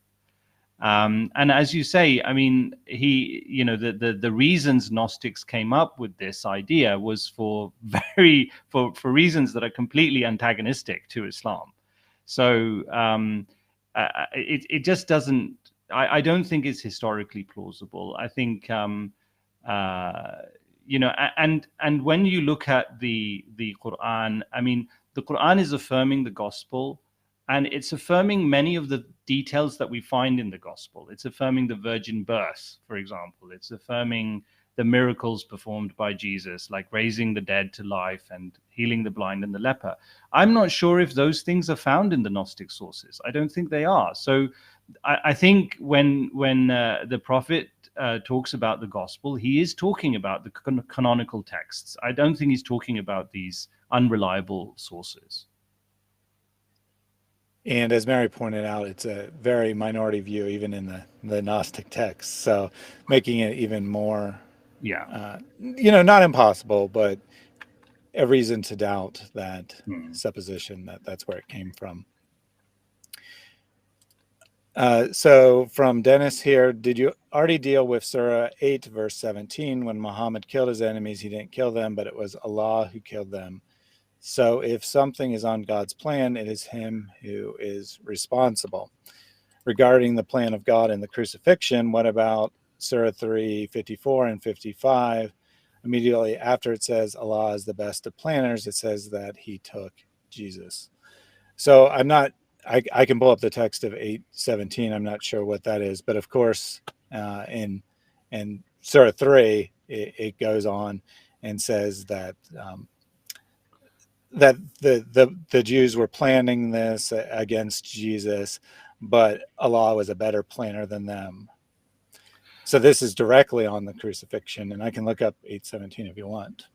Well, I think 8:17. I know the verse that he's talking about. It's about the Battle of Badr, and it says that you Muslims did not slay your enemies, but God slew them.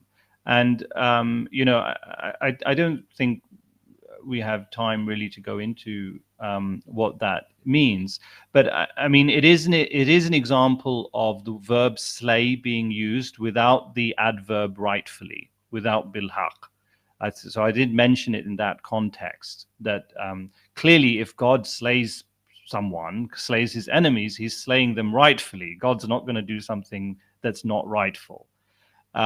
So that is implied, even though it's not present. The word isn't present in the text. So I quoted it in that context. And that's the reason why, for me, the crucifixion of Jesus can't be part of God's plan, because the Quran clearly says that it wasn't rightful. So God only does what is right. God would never do something that is not rightful. So I think the verse that he's talking about, where it says God is the best of planners, and then it tells Jesus that he's going to raise him. I mean, what he's sort of you could interpret that how you want. I mean, it's not necessarily talking about the crucifixion being part of God's plan. It's saying that, don't worry, I'm going to save you. I'm going to raise you up to me, and you're going to be elevated. Your status will be elevated. So whatever happens to you, don't worry about it. It's so. I think, given my interpretation of the crucifixion verse, that this is saying that the crucifixion was not rightful, and that what the Jews did was not right.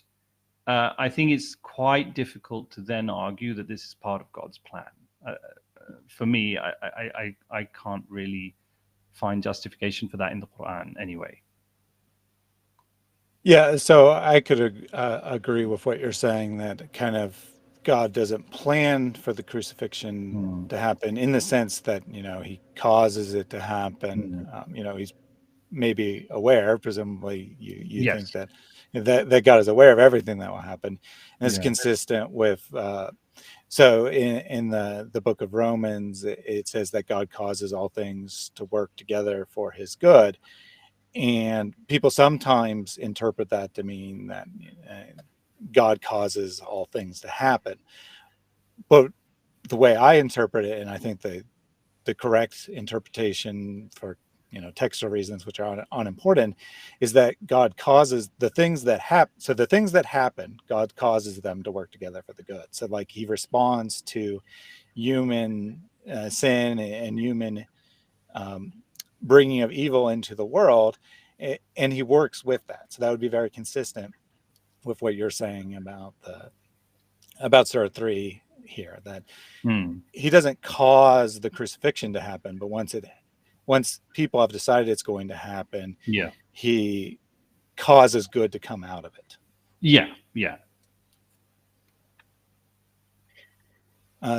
So a couple more questions just came in directly related to what you just said from Breakfast Gun. If it wasn't the plan of God and the Gospels are intact, why did Jesus say that the Messiah must suffer, die, and be raised from the dead? So if you don't have a direct response to that and you want to think about it, that's perfectly fine. But I think I would need to. I think if you can give me the reference for the verse, and I can have a look at it. But as I said, I'm not an expert on the gospel, so I will do my best to answer. Yeah. So did you want me to pull that up now, or did you want me to send you that? And well, I think you were going to send me that reference for Muawiyah, and you could send me this one at the same time. Yep, I will do that, and perhaps. But this is more kind of. This is more in the direction of how do we reconcile the Quran exactly. with the gospel. I mean, that's what he's talking about here. And what I've tried to show is that with the crucifixion, it can be reconciled. And I hope that listeners have found that to be a plausible or acceptable explanation for how they can be reconciled on the crucifixion. And then obviously, I know there's going to be a lot of questions about how to reconcile other things. What I would say is, though, that if you look at the overall content of the Quran and compare it to the overall content of the Torah and the Gospel, there's a lot of similarities. And I don't think people should lose sight of that. I mean, if you look at some of the stories in the Quran about Joseph and compare it to the story in Genesis, or compare the story of Moses and the Pharaoh to the story in Exodus, you find lots of similarities and you find that they are consistent. So I think it's easy to focus on differences because you're trying to prove that the texts are not consistent. But you should also notice that there's a lot of similarities. That's not trying to dodge the question. It's just that. Yeah. No, I think that's a perfectly fair response, which is why I raised that before you even responded, because the responsible thing to do when you don't know something is to say, I need to look into it. I need to study this matter, rather than the knee-jerk apologist reaction that you described earlier, where you just come up with something off the top of your head, whether it actually works or not. And then once you've said it, you have to stick to that. Right. So just two more questions, I think, here. Satyam, for some reason, says, can you please ask him whether he is certain that Muhammad is a true prophet? Yes. Well, I mean, what do you mean by certain? I mean, I believe that he is, yes. And obviously there are varying degrees of belief. The stronger you hold a belief, the more closer you are to the closer you are to certainty. But I mean, I think it's like, do you believe in science? It's that kind of thing. Do you trust science enough to sit in an aeroplane and trust that it will work and that you're not going to fall out of the sky? It's kind of the more you actually, the more I've studied Muhammad, independently of the Muslim tradition, right, the more I have been impressed. And I know that some of your listeners are going to find that difficult to accept because they have a certain image of Muhammad. And so, I mean, one of the things I've done in this article is I have painted, I think, for many of your listeners, a very different picture of Muhammad, that he was someone who has actually loved Jesus and was really emotionally hurt by his crucifixion. I'm sure a lot of your listeners haven't come across that image of him. Mm-hmm. And maybe they think of he's someone who denied a historical fact. They kind of have that image, which is not a very likable personality. But I think, and you could say, oh, this is just your impression of Muhammad. But obviously, we form our impressions based on the evidence, and that's what I try to do. And when I've done that, I've been very impressed, and that's why I believe him to be a truthful person. And so, when he said that he was a prophet, I do believe him, and I'm very confident in that belief. Yeah, I might be one of those persons that would find that statement hard to believe, but I'm open to having those conversations. Yeah, I mean, I think there's I know there's lots of reasons why people kind of and I mean, we can pick different topics in the future, but like Muhammad's sex life, for example, I know people are very offended by that. Like I say, I think in the same way that I've presented this view on the crucifixion, I can present you a radically different view. And you should at least listen to that, I think, before you form judgment. Yeah, I would agree with that people are worth listening to at the very least, especially if someone's trying to have this very polite intellectual conversation. It's worth giving them a listen. I don't expect everyone watching to be convinced of my arguments when I'm presenting, and I wouldn't expect everyone to be convinced of your arguments either. But I think that we owe each other this respect where we can have these conversations rather than always having this drop down knockout fight where we're just trying to win an argument for the sake of winning, as opposed to working towards truth. And I think what I've tried to do today, because and I know I'm not representing the Muslim tradition, but the thing is that if you look at the Muhammad as portrayed by the Muslim tradition, as I say, I mean, I can understand why people have difficulty accepting that figure. And especially someone who allegedly denied an indisputable historical fact. Why would you think that person is credible? If you met someone and you found out that they were a Holocaust denier, how inclined would you be to actually believe other things that person is saying, having found out that they are denying something like that? So part of what I'm trying to do here is restore confidence in Muhammad, and that's not going to happen in one meeting. That's going to take quite a few meetings to actually. So what I've tried to do here, and as I say, I hope people have found the argument convincing, is to say that no, Muhammad did not deny the historicity of the crucifixion. The verse is a statement about the morality of the crucifixion, and I'm hoping that that's going to increase the credibility of the Quran and the credibility of the Prophet Muhammad in people's minds.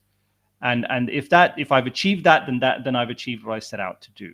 But I know there's more to be done. Excellent. So I know I said two more, but it was actually three more. It's the second to last question here from Ifan Sapurto or Saputro. He says, my source, meaning Imran's not my source, he's my guest, but that you're making up your own religion. How would you respond to that sort of accusation? Well, I mean, if you're saying that what I'm presenting is different from the Muslim tradition and it's a different religion, well, yeah, okay.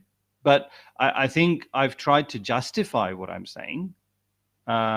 And I've, as I think you pointed out towards the end of the presentation, or towards the end of the presentation, that there have been other scholars, Muslim scholars, who've held this view too, right? And it's not easy for a Muslim to hold this view because so many Muslims hold the opposite view, right? So I think I would like you to try and give me a bit more credit and a bit more appreciate the kind of bravery required to depart from tradition, rather than sort of painting that as something bad, that I'm breaking off from tradition and starting my own religion, and that's something bad. I think you should try and view it in a more positive light, that I've actually looked at the data. I've grew up with this tradition. It was very much a part of my belief system, and I've interrogated that belief and decided that it's not a tenable position, and I've adopted a different position, which I think I've justified in this presentation. So maybe kind of you can always view things in different ways, you know.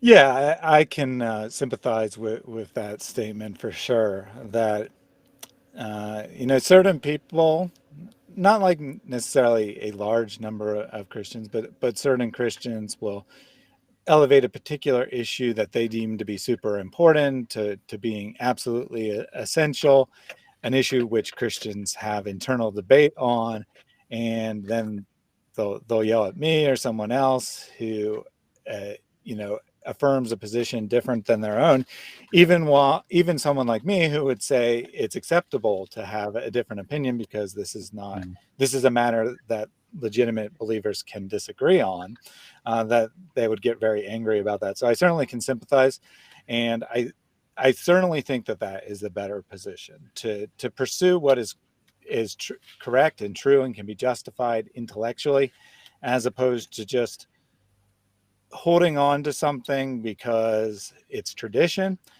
or just completely rejecting everything wholesale because you find one problem. Right. And unfortunately, that's usually why people become atheists.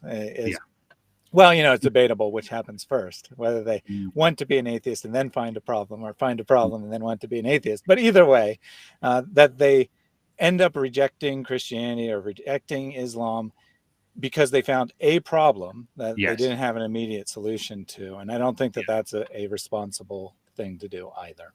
No. And the other thing, in terms of starting a new religion, I mean, what I would say is that the Quranic principle is that people are individually responsible before God, right? So I'm responsible for what I believe. When I stand before God, it doesn't matter what other people did. I can't say, oh, but God, I was just following the crowd. I mean, that's not an excuse. You've got to make sure that when you stand before God in judgment, that you will be able to justify what you did.